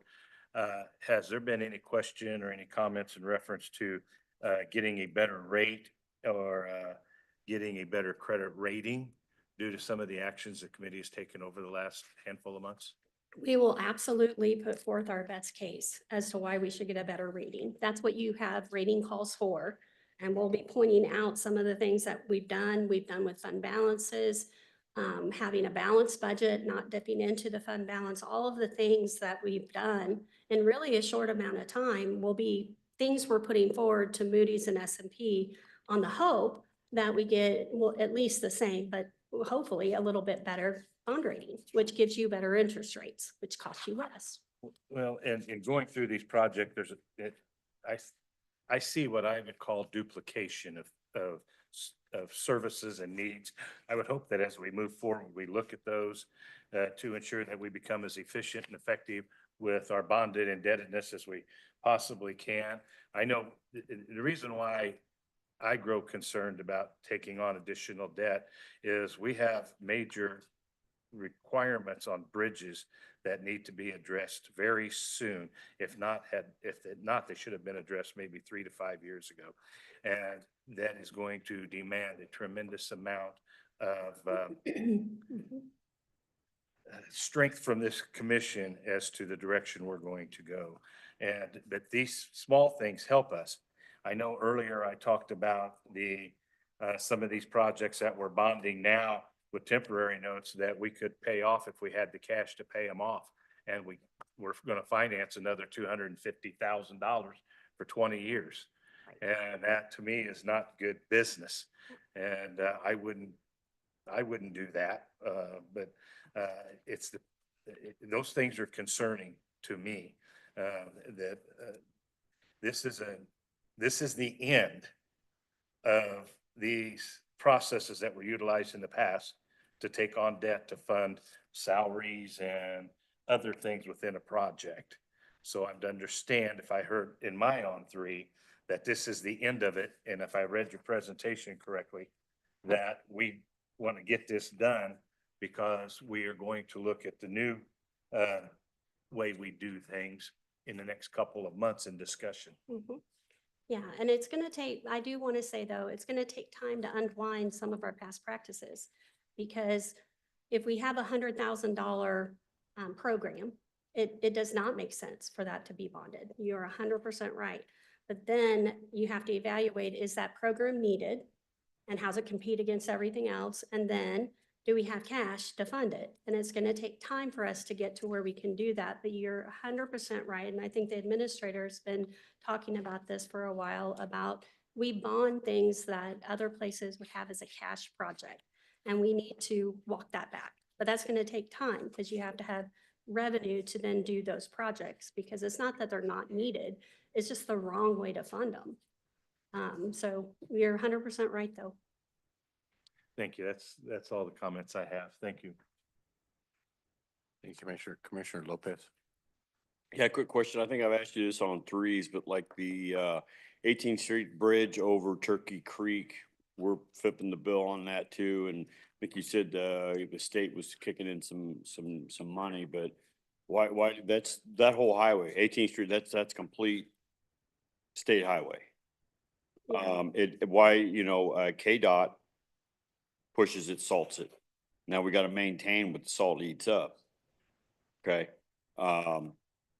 We got a little more clarification on that because you asked that question. Mhm. And this, as I recall, is more like a culvert that is ours. And the rest of it's their responsibility, but it's a little piece of it's ours, but it really does fall back within, because it's like 125,000. Those are the kinds of things that should be a county project. It's a maintenance project. It's something that, we need to routinely be doing our pieces and parts. But to your point, is that the state's responsibility or ours? That little piece was ours. And we don't have anything on here that would be the state's responsibility. We have a match on here where they're leveraging a whole bunch of money that the state's putting in that we're putting in here for our match. But So even though the salt that they lay and the, all that eats the road, we have to flip the bill to maintain it. But then it's their highway, so I mean, if it comes down to, well, I guess I would say if it comes down to it, tell their, you know, the DOT and the highway patrols, you know, stop writing tickets, don't get on there. That's what we'll write the tickets and keep that revenue of those fines instead of the state keeping it. So, or they just pay for the whole, I mean, how is just a piece just ours when the whole highway is the state's? right, You it's know, a fair question. yeah, and DOT, stop writing tickets, highway patrol, stop writing tickets. Cause that's our, that's, if that's it, you know, then that's ours and we'll write tickets Mhm. and keep the money instead of, you know, that's all. I just wanted to make sure that that was understood. All right, thank you.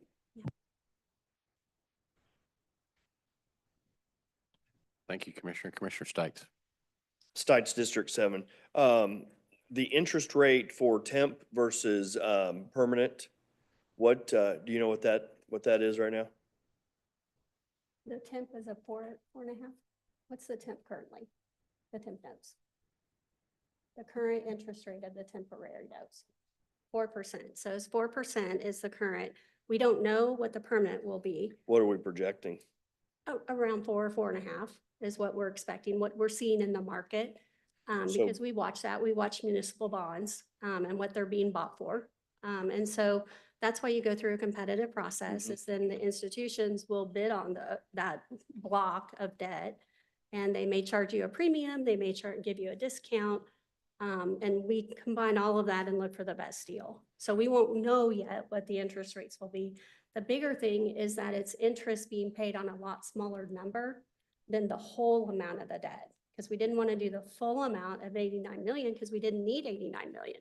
So we saved ourselves a year of paying interest. But there's an option that we could re-up for another 4, correct? It is true. It's a And- 1 year and we'd have to have you all renew. You'd have to expand it because they were approved by the commission. Money's been spent and encumbered and work is underway or completed on those projects. So we'd have to have the 89 million would be in temp notes. So we still have to have a way to pay that bill. And so in this case, we're ready to move forward with the permanent debt because the projects are either done or they're nearing completion. Yeah, I guess it's just really hard to swallow right now whenever we just sat and we made a commitment to our constituents saying that we're going to take money to pay down debt, and then in 1 hour, now we're turning around saying we're ready to issue 89 million more dollars of debt.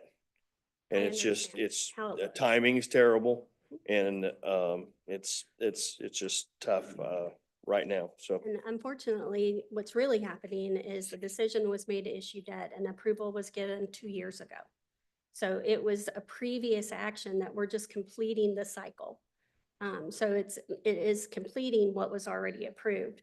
Going forward, we need to have a different discussion. We need to figure out how to bring this debt down. What are we willing to have in terms of an annual debt payment? And then what are all the different strategies? We've talked about lots of them tonight as to how we could go about doing this. That could then give you either property tax relief, one way or the other, paying off debt or through the operating fund, or fund other projects. I mean, it's going to be a very complicated discussion because we do have a lot of capital needs. But it goes back to, I may want that $1 million house and think I need it, but I can only afford, the $250,000 house. So we have to decide what can we afford. And then you all are going to be having to make some really hard decisions of, with that constraint, what are you going to fund? And we just haven't had really a discussion in that way. You've seen all the parts and pieces, but I want to make sure that you're seeing the collective whole. So when you approve a CIP, you understand the impact and what you're really deciding. You're deciding to take on how much more in terms of additional principal and interest, so that you have a fuller picture. and it doesn't become a surprise in a couple of years. So, but yeah, this is just completing what was already really approved and started, but we need to look at doing it differently. I guess I'm just going to add a little bit, is I think what you're finding is, and she's used the term, uh, um, a more rich discussion when it comes to debt, more complete discussion, which we haven't had. I think what we ran into is falling into bad habits of routine actions. And now we will actually have good, robust discussions in the budget process to have what she threw in is, what's our appetite for debt? It is, I think it's just in the 2 cycles that I've been, the attitude is, here's the CIP, approve it. And then it becomes an obligation without much understanding what's our capacity to afford it. And I think that action was missed. And so we're filling that void so we can have far better, more robust discussions in the budget. And I know some people aren't going to be happy with that change because people are used to being able to do whatever they wanted to do without the idea that there is a cost. And therefore, I think we're trying to instill more discipline in the process, which we heard from the commission a few times since I've been hired. And therefore, again, slow steps, but it's monumental that we're at this point to change how we view the CIP, having good discussions so we all understand debt and how that affects our tax rates, how I think one of the more interesting discussions we're going to have in the next few years is our coming to the realization that the decisions made when we agreed to the consent decree was back in 2013's dollars, is inflation went far higher than anybody envisioned. And therefore, the projects that we were going to do with that amount of money isn't going to be that many projects. And we're going to have to open up the dialogue with the EPA again. And they understand, but I think this shows that we are more responsible because we're going to be the ones saying we need to come to the table and say we need to take a look at the consent decree. But right now we have legal obligations to deal with that. We got capital obligations, but we're not our own bank.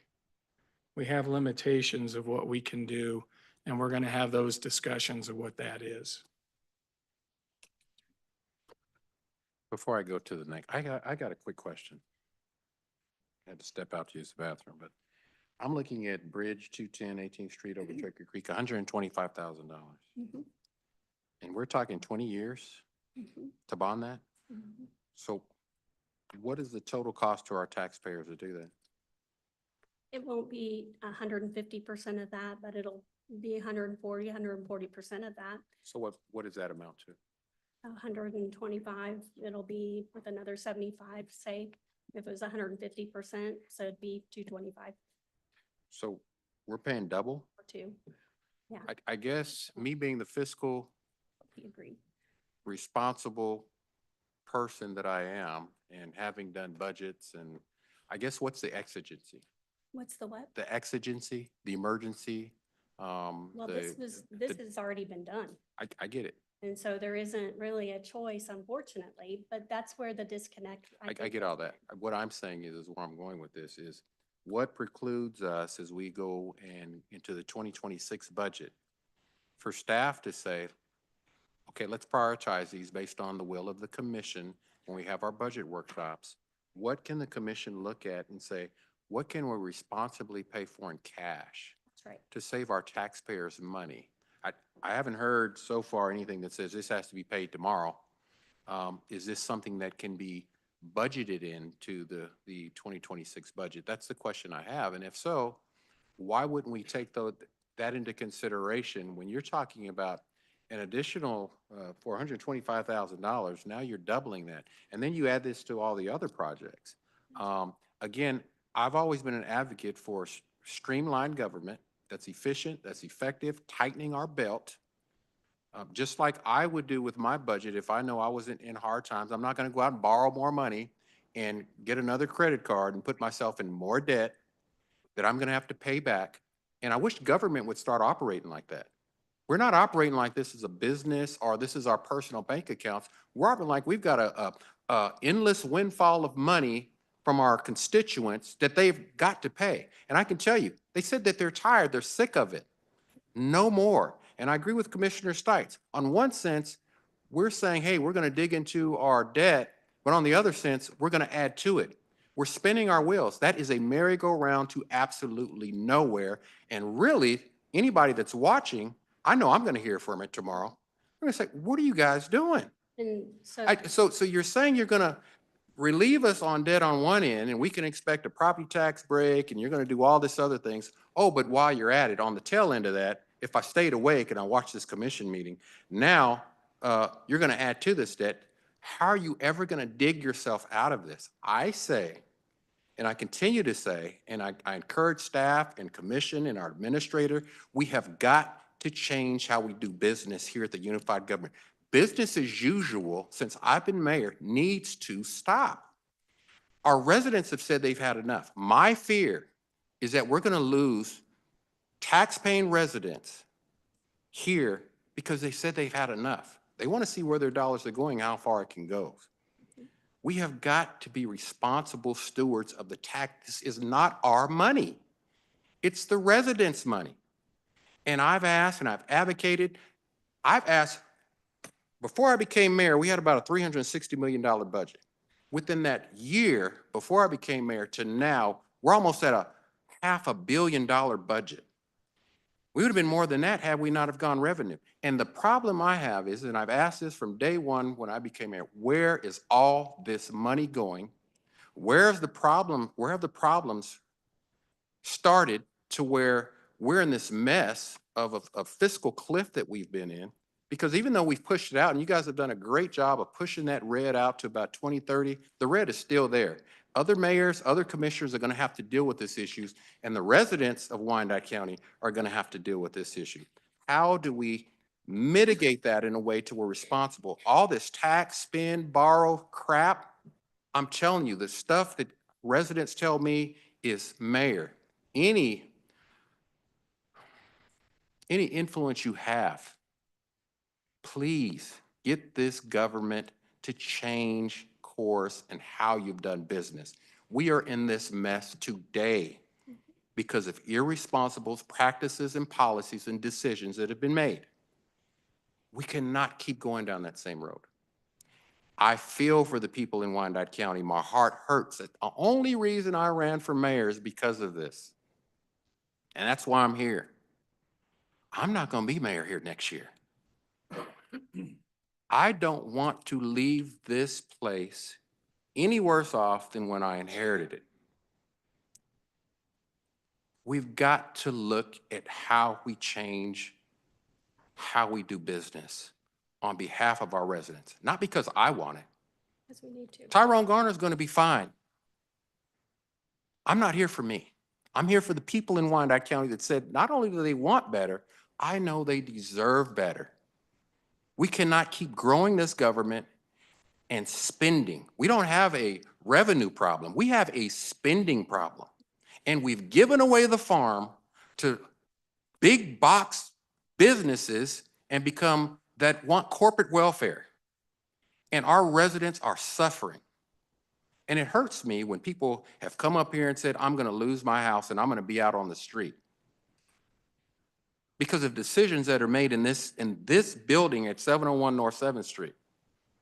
All I'm saying is, I don't know if that's even an option. And Mayor, if I can. Well, let me finish. I'm just saying, enough is enough is enough is the message that I've gotten from residents. And to me, make it make sense to me. And I get it. Oh, you have to, the money, it's been spent. We got to pay our bills. I get it. But that question I have is why can't this be pushed out in part of the budgetary process? And that's a question. And I don't know the answer to it. For consideration, and you all do a great job. You're educated, you got degrees, you've got experience, you're qualified, you're here, because I know you all care too. We have got to find a way to not take $125,000 and double that. So future generations of people that probably are in kindergarten got to pay for it. I may not even be on this earth, but we're setting future generations up for failure and future leaders and staff members up with continued challenges. And we have got to put the brakes on this thing. It hurts me to see other communities building, thriving, being successful, and we've got bridges out, potholes everywhere, blight, questionable practices here at our government. Certain parts of this community are in food deserts. People tell me they don't even want to build a lemonade stand here, and people tell me they want to leave this community. It hurts me to hear that because I know we've got a great government with great people that care, and we've got great people here in Wyandotte County that are saying, we just want a little better, and we want to know our dollars are going for something that I can see. I want to realize and feel good about paying for what I'm getting. And people are saying, even if I can afford it, I don't feel good of paying for what I see because really in certain parts of the community, I don't see a lot. And then they see these big box developers that can come in, get permits, get from point A to point B, hurry up quick and right away with incentives where they pay little of nothing, and the entrepreneur has to pay everything. They get nothing. And they say we're hurting our small businesses, the mom and pops. There are young people working 2 jobs to make ends meet. The single mothers, I've talked to them, our seniors on fixed incomes.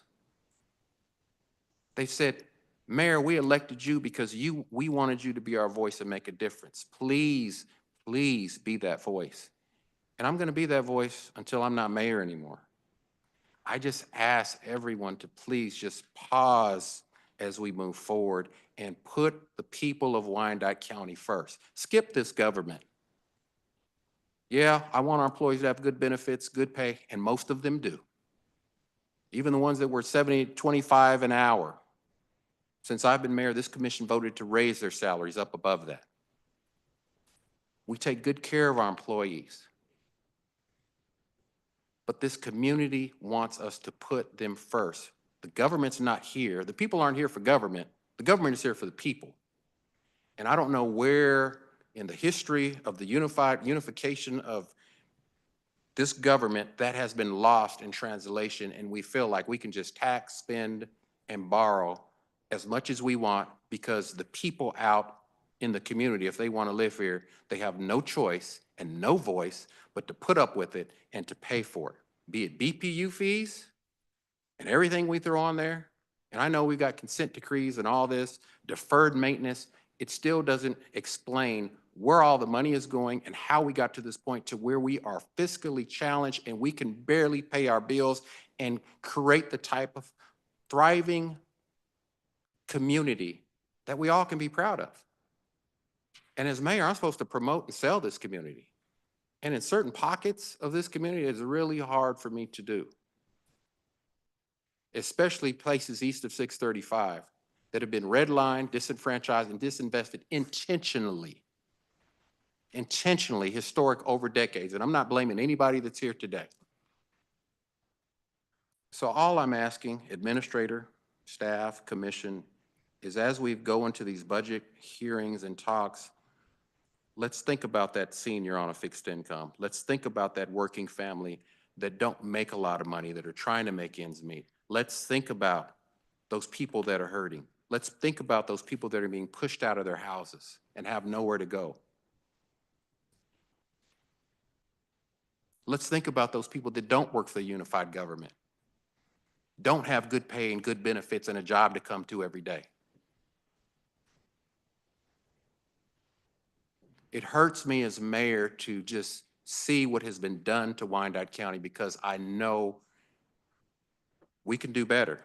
And the people I talk to, they don't expect us to solve all their problems because they know we can't. but they know with just a little slight change in direction, we can do better. And that's all they ask for. And I'm going to get off my soapbox. But my number one question is,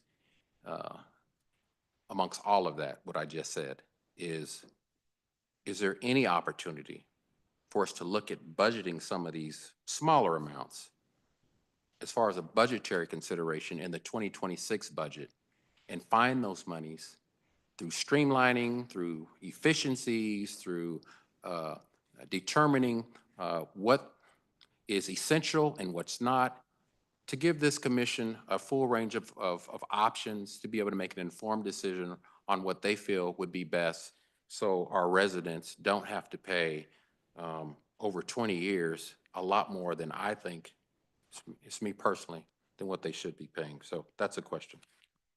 And I appreciate that. I appreciate everything you've said. And that's the whole point of having a real debt strategy that we really haven't had, which led to these kinds of things. This is, if the decisions about debt and managing our debt and what we finance would have been made 2 years ago, had that conversation then, this wouldn't be the conversation today. So the change, the direction we have from you all is we need to do this different.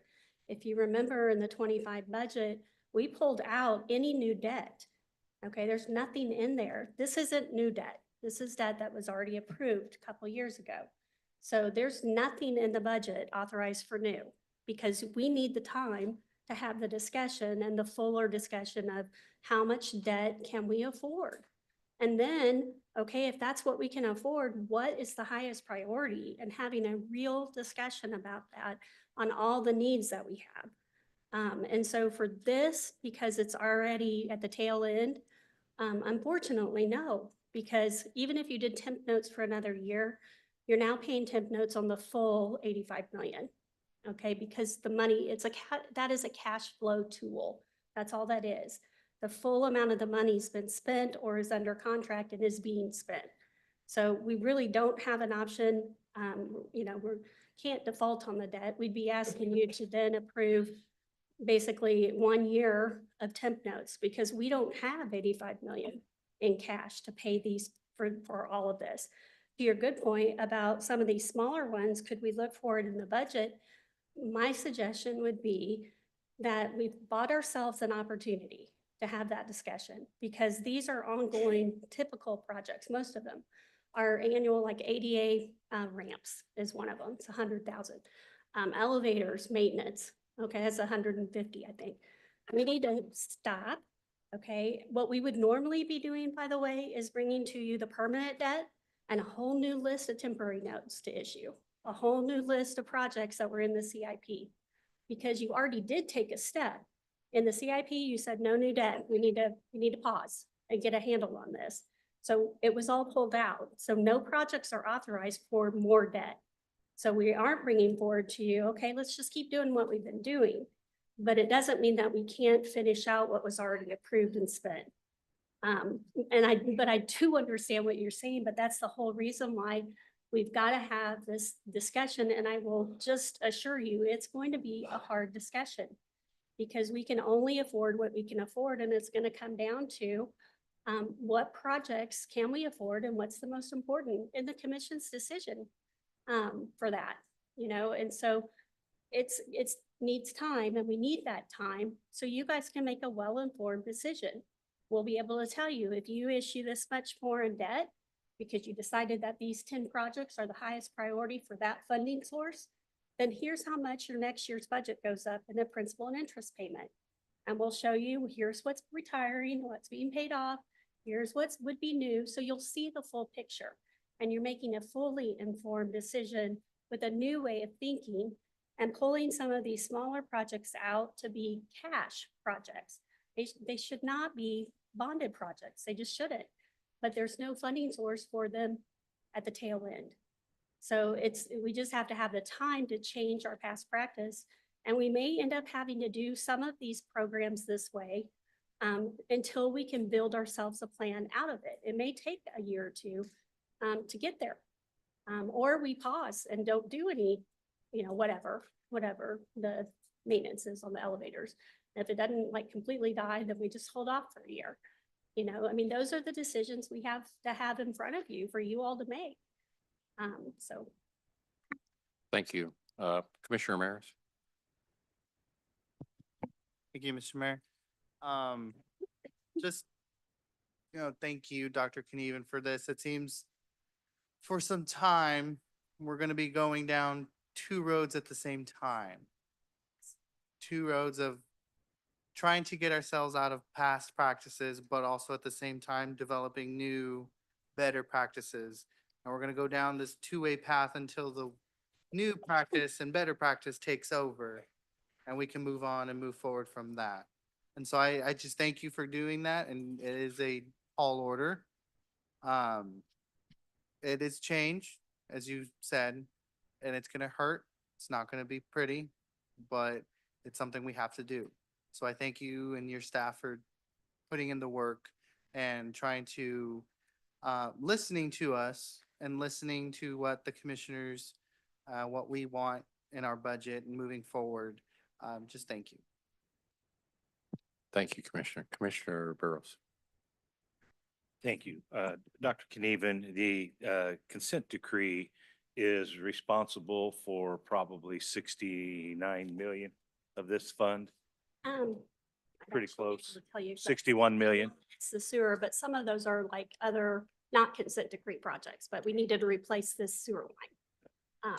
But yes, 61 is sanitary sewer Yeah, projects. and that goes back to the earlier discussion about having the revenue through the fee and fund structure to ensure that that debt can be paid.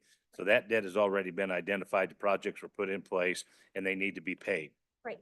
That was a decision we made after much discussion and much commitment to the public in reference to what needed to be done. This is no secret. It's just now time to pay for it. Right.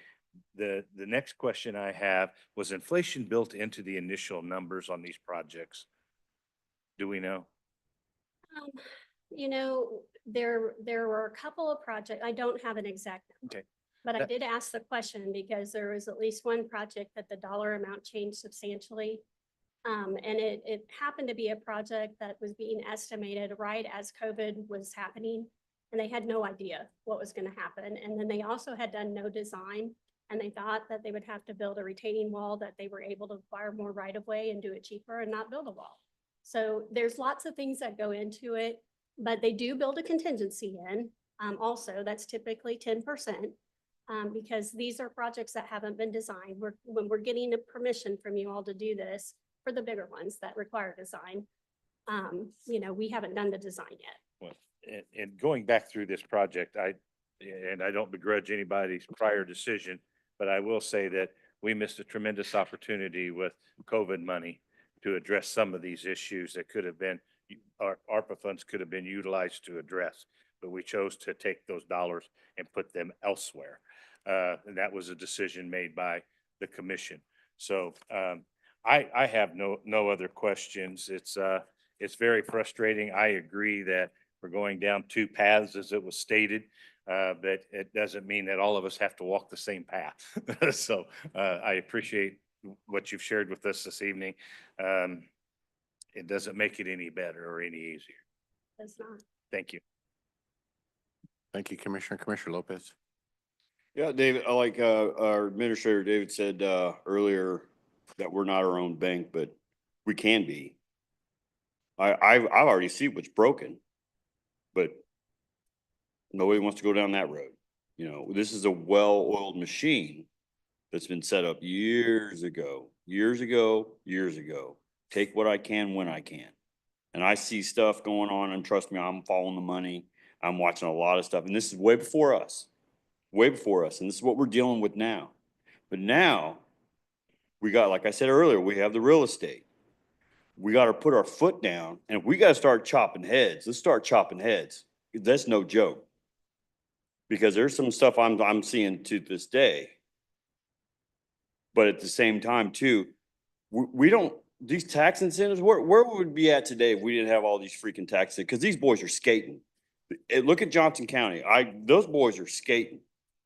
Because, and I don't mean any disrespect for anyone, because I come from a family, same thing, Wyandotte County, been here all 48 years of my life. I've seen how my parents and how other parents if their income is $5,000 a month, they make sure their bills are $4,900 a month. Okay? We have this survival mode ingrained. Johnson County leaders come from business sense families. We come from families that are just ingrained how to survive from paycheck to paycheck. But we got to take 100 steps back and if we got to be, sorry, and be tough love. I don't know what to tell you. Go get a job. You guys earned it. You go, I don't know what to tell you. We can't change diapers for everybody at all. That stuff's got to stop. These developers come in, hey, this is what it is. You don't like it, get out of here then. See you, bye. But at the end of the day, they're going to want to play ball with us all day, every day. You're going to have to, because if they want to do business, we've already got all these great things coming in and they're already here. But this well-oiled machine, we just got to just drain the oil, seize it up, rebuild it, because it has got us nowhere. And what was the thinking in the past? Well, we'll just up the taxes, up the taxes, up the taxes. And then we're just going to roll out. We got administrators from way back, probably sitting pretty right now because they just knew how to ran us over, and they set the bar how they wanted to set it, and everybody followed. And now this is where we're at. But if we just get this business sense momentum going, David, our administrator, we can be our own bank. We can be. Time to put our foot down and start chopping heads if we have to. I don't care. I mean, I might be the elephant in the room here, but I don't care. So, but I already see what's broken. Whether we want to fix it or not, that's up to us. I think. Thank you. Commissioner Davis. Thank you, Mayor Davis, District 8. I know it's getting a little late, and I'm sure we're all paying attention to the weather and everything that's going on.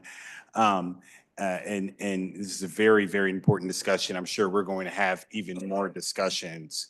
So I just have a few questions. Number one, if we do not pass these resolutions, what happens? If we did not pass. Oh, can you put the mic down a little bit? Yeah, Sorry, if Shelley, Chief Financial Officer, if we didn't pass these resolutions, we would be compressing the time to get all the work done. And I'm not confident we could get it done by the time we would have to do a bond sale in order to have the permanent real dollars in hand to repay the debt when it comes due. This is all driven by a calendar, and it's a debt that it's a hard deadline. It comes due April 1st. So by voting against this, it's not we're not necessarily issuing debt. That's it. It is now we have to come up with the money. Am I Yes. understanding that correctly? Meaning for the taxpayer, it's not a question of did you vote for this or not, and that means more debt. It is, if you do not issue debt, then you're going to have to find another way to pay for it, but you've already committed to paying for it. Am I understanding that? That's right.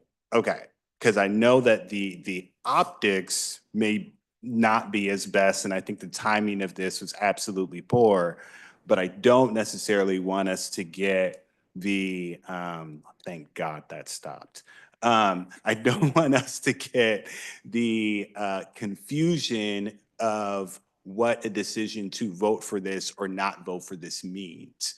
Taxpayers are still on the hook. We just have to figure out, do we want to pay for this with debt or cash? Or do we have $89 million or not? That's really the question of it, right? I don't love this. I don't love the fact that we are having to use so much of our debt to fund some of our CIP. I do think that in the future, we absolutely need a map. I do think it would be helpful to not only have our finance team, but the departments that are asking for these projects to be here so that we can talk about the details and the importance of these projects to our community, debt or not, the way that it's funded. I think it's very important for our community to understand This is an attempt to make an investment in the quality of life.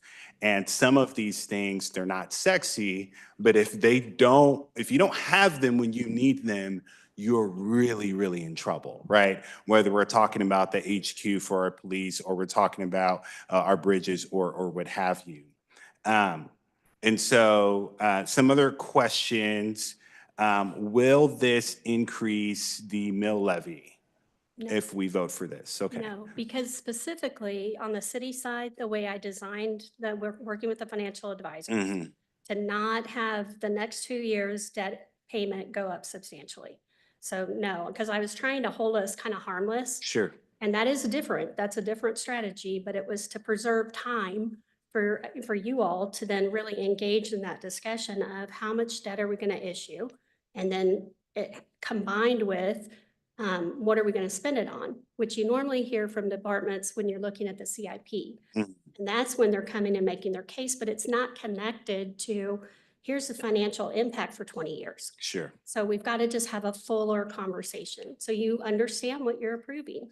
Yeah, Not no, approving. absolutely, absolutely. So this will not increase the mill levy. It's not going to be an additional payment necessarily. And when I say additional, and maybe this is another question, in the forecast of what our property tax dollars, stormwater rate dollars, sewer rate dollars, and what they would be paying for, right? As far as that forecast, was this included in that part of the budget?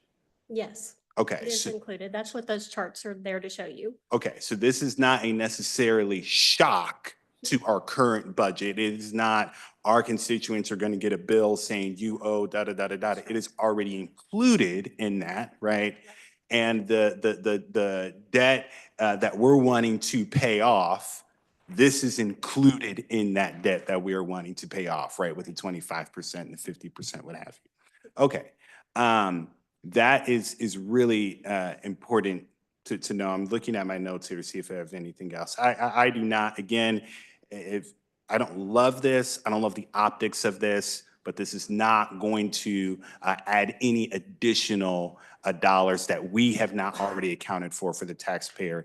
And yes, I would like for us to fix this process so that the same folks that came and asked for this to be included in CIP will also be here when we issue the bonds. Thank you. Thank you, Commissioner. Commissioner Lopez. Yeah, just a quick question. Look, okay, so if we get these bonds, is there what if something came about? I don't know. However, we tripped and fell on, a ton of money. Would we be able to pay it off pretty fast and then without? Yeah, so how bonds work is they're structured. We happen to do 20-year bonds here. Some places do 30-year for really big projects. And what investors look for is what's their guaranteed return on investment. So there's a call date built into that, which means you can pay it off early like a car. Sometimes you can't pay it off early, sometimes you can. Well, the bonds are the same way. And there's a 10-year call. That's the standard for municipal bonds. So you can't pay it off, that actual exact bond, early before the 10-year call date. But one thing that we do every year, and we did do, Commissioner Burrows asked a question about this, we're constantly looking at the existing debt we have. What are we paying in interest rate? And what's the interest rate doing in the market? And is there ability to refinance any of that? Not to extend the term, but to get a better interest rate. So we do that. We do that analysis when the interest rates get better. Right now, there's nothing for us to do. There's nothing that we could get a better interest rate, but there for a while, interest rates were really good. And so that's when you look at what's called refinancing debt.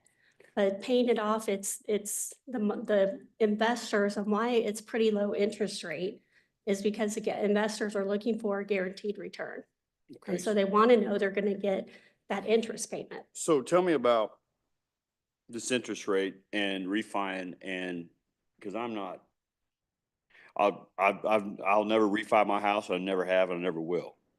How much per payment goes to the note, and how much goes straight to their pocket each payment? Yeah, so we have dozens of bond issuances over the period of time that we're paying off. So the answer to that is different for every single one of those bond issues. I can provide you that. I can give you, here's the debt schedule, but you're always going to pay more interest up front. Right. And then as just like a house, then as you start paying off more, you're going to get into that principal. Right, and So then it as does soon work as you that way. refi, that all starts over, just like on a home loan. If your payment's 1,000 and, you know, for the first, what, 3 years, 5 years, something like that, you know, 900 goes to their pocket, 100 goes in the note. And then you get it down and then you refi. Well, yeah, you got a lower interest rate, but guess what? It all goes back into their pocket, and this little bitty breadcrumb goes to the note. And the other thing that happens in a lot of places, a lot of cities, is then they'll start the term over. So now instead of being 20 years, you're paying, you know, another 10 years tacked on, because you have the opportunity, just like your house. So you might say, okay, I was paying on this, I refi, and I'm going to take out a 30-year again. Okay, well, that doesn't really get you anywhere. It helps your monthly payment. Okay, and so there's reasons to do it. But when we do the analysis, we're looking at the fuller picture.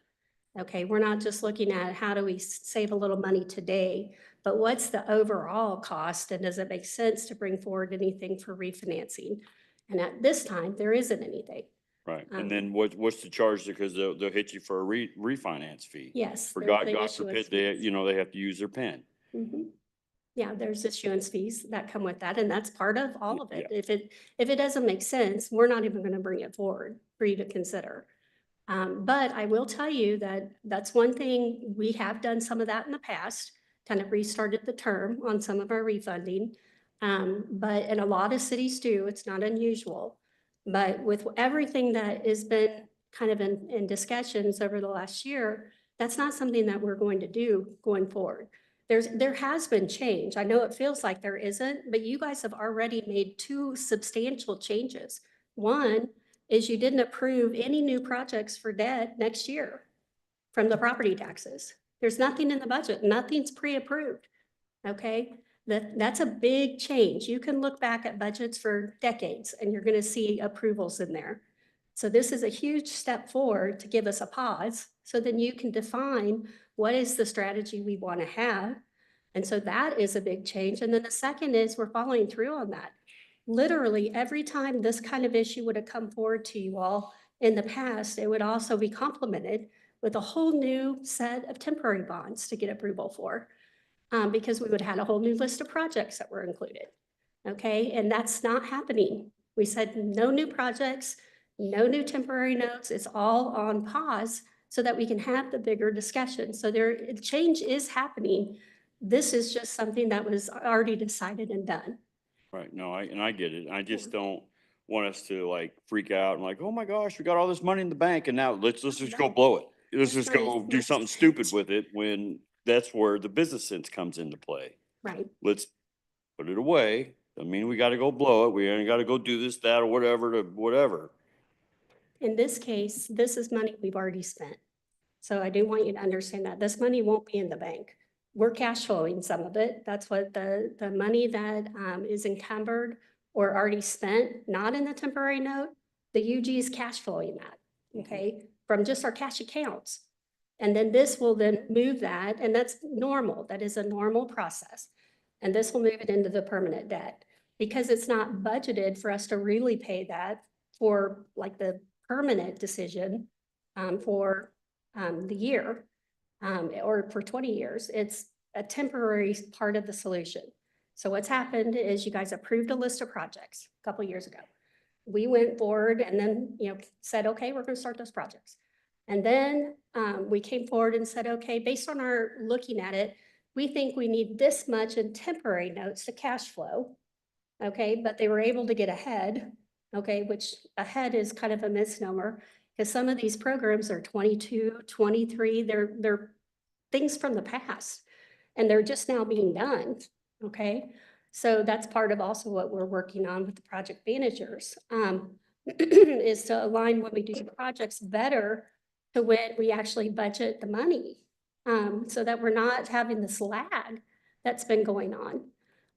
So it's just a matter of a financing mechanism. What you all are approving tonight is decisions that were made pre-tonight. This is truly taking what we've been cash flowing, but we don't have budgeted to pay the real permanent amount and the temporary notes that we borrowed money to temporarily cash flow. And it's now saying, okay, we're done with everything, so we need to have it in the permanent debt. So that's all that's being done tonight, but it is hard for people to understand when we say we want to have less debt.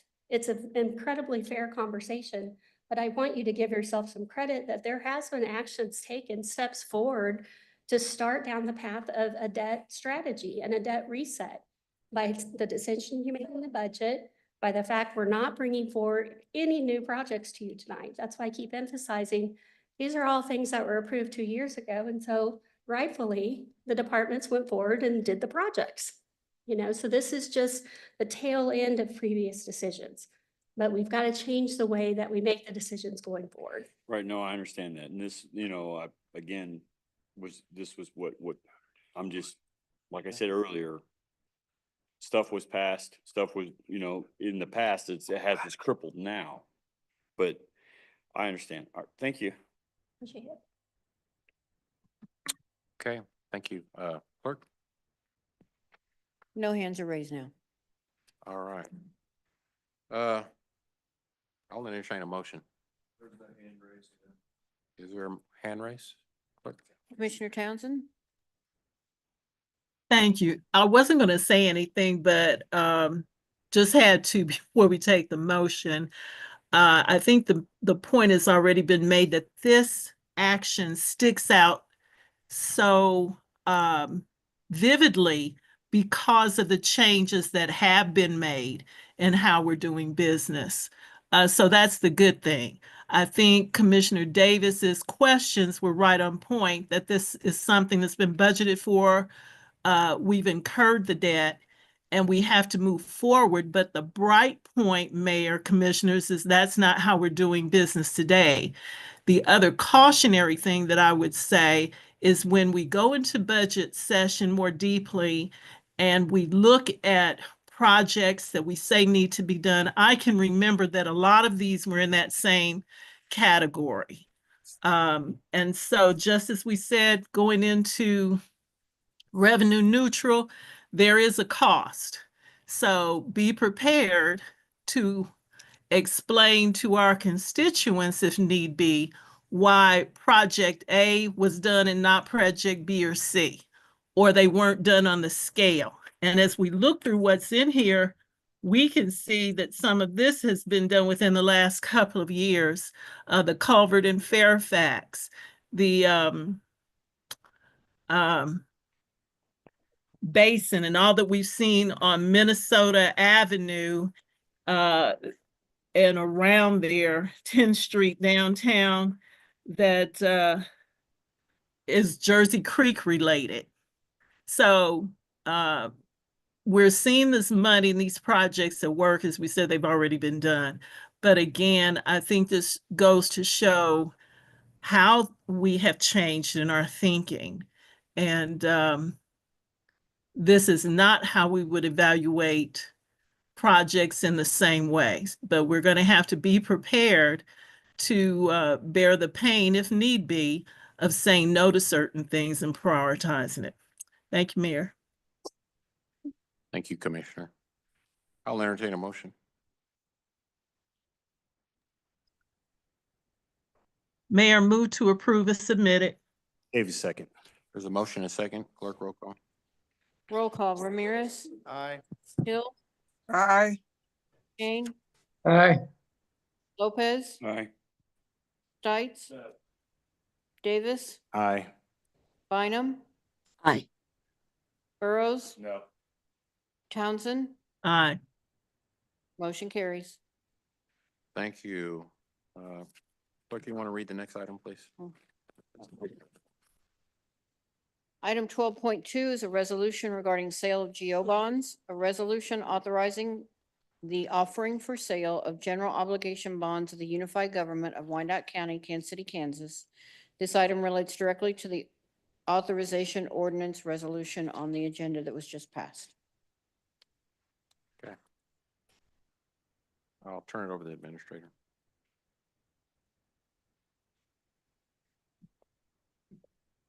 Defer to Dr. Kneven. So this item authorizes the actual advertising and proceeding with the sale of the GO bonds. So again, it's for the first resolution that you just passed was clarifying the descriptions, the dollar amounts and all of that, making it more detailed, not changing the projects, but making it more detailed. And then this authorizes us to proceed with the sale of the GO bonds. We would then come back to you on February 27th to give the results of that sale. Here's the bids that we received and ask for approval of which one we award the bid to. Thank you. Any discussion, Commission? It's my voice, sorry. I'll entertain a motion. Davis moves to approve. There's a motion and a second. Any further discussion? Clerk, roll call. Roll call. Ramirez, Aye. Hill, Aye. Kane, Aye. Lopez, Aye. Stites, Davis, Aye. Bynum, Aye. Burrows, No. Townsend. Aye. Motion carries. All right, thank you. Before we close out, I think that takes us all of our business. Janet Parker was here earlier today, and just for the record, she served an outstanding long career here, longer than me, and I did 32 years. So she's been here for quite a while. She was here earlier. This will be her last meeting. Janet, if you're watching or if you want to roll the tape back, on behalf of all the people that love and call Wyandotte County home, we just want to say thank you for your dedication, your commitment, your service, not just to the unified government, but to people here in Wyandotte County. It's valued, it's appreciated, and we're wishing you continued blessings and success in all your future endeavors, and enjoy your retirement. So that takes us to adjournment. I'll entertain a motion. Davis, so moved. All right. We can stay if you want. All right, there's a motion and a second. We have no further business. Clerk, roll call, please. Roll call. Ramirez, Aye. Hill, Aye. Kane, Aye. Lopez, Aye. Stites, Davis, Aye. Bynum, Aye. Burrows, Aye. Townsend. Aye. Motion carries. Thank you, everybody. Have a great evening. We'll see you next time.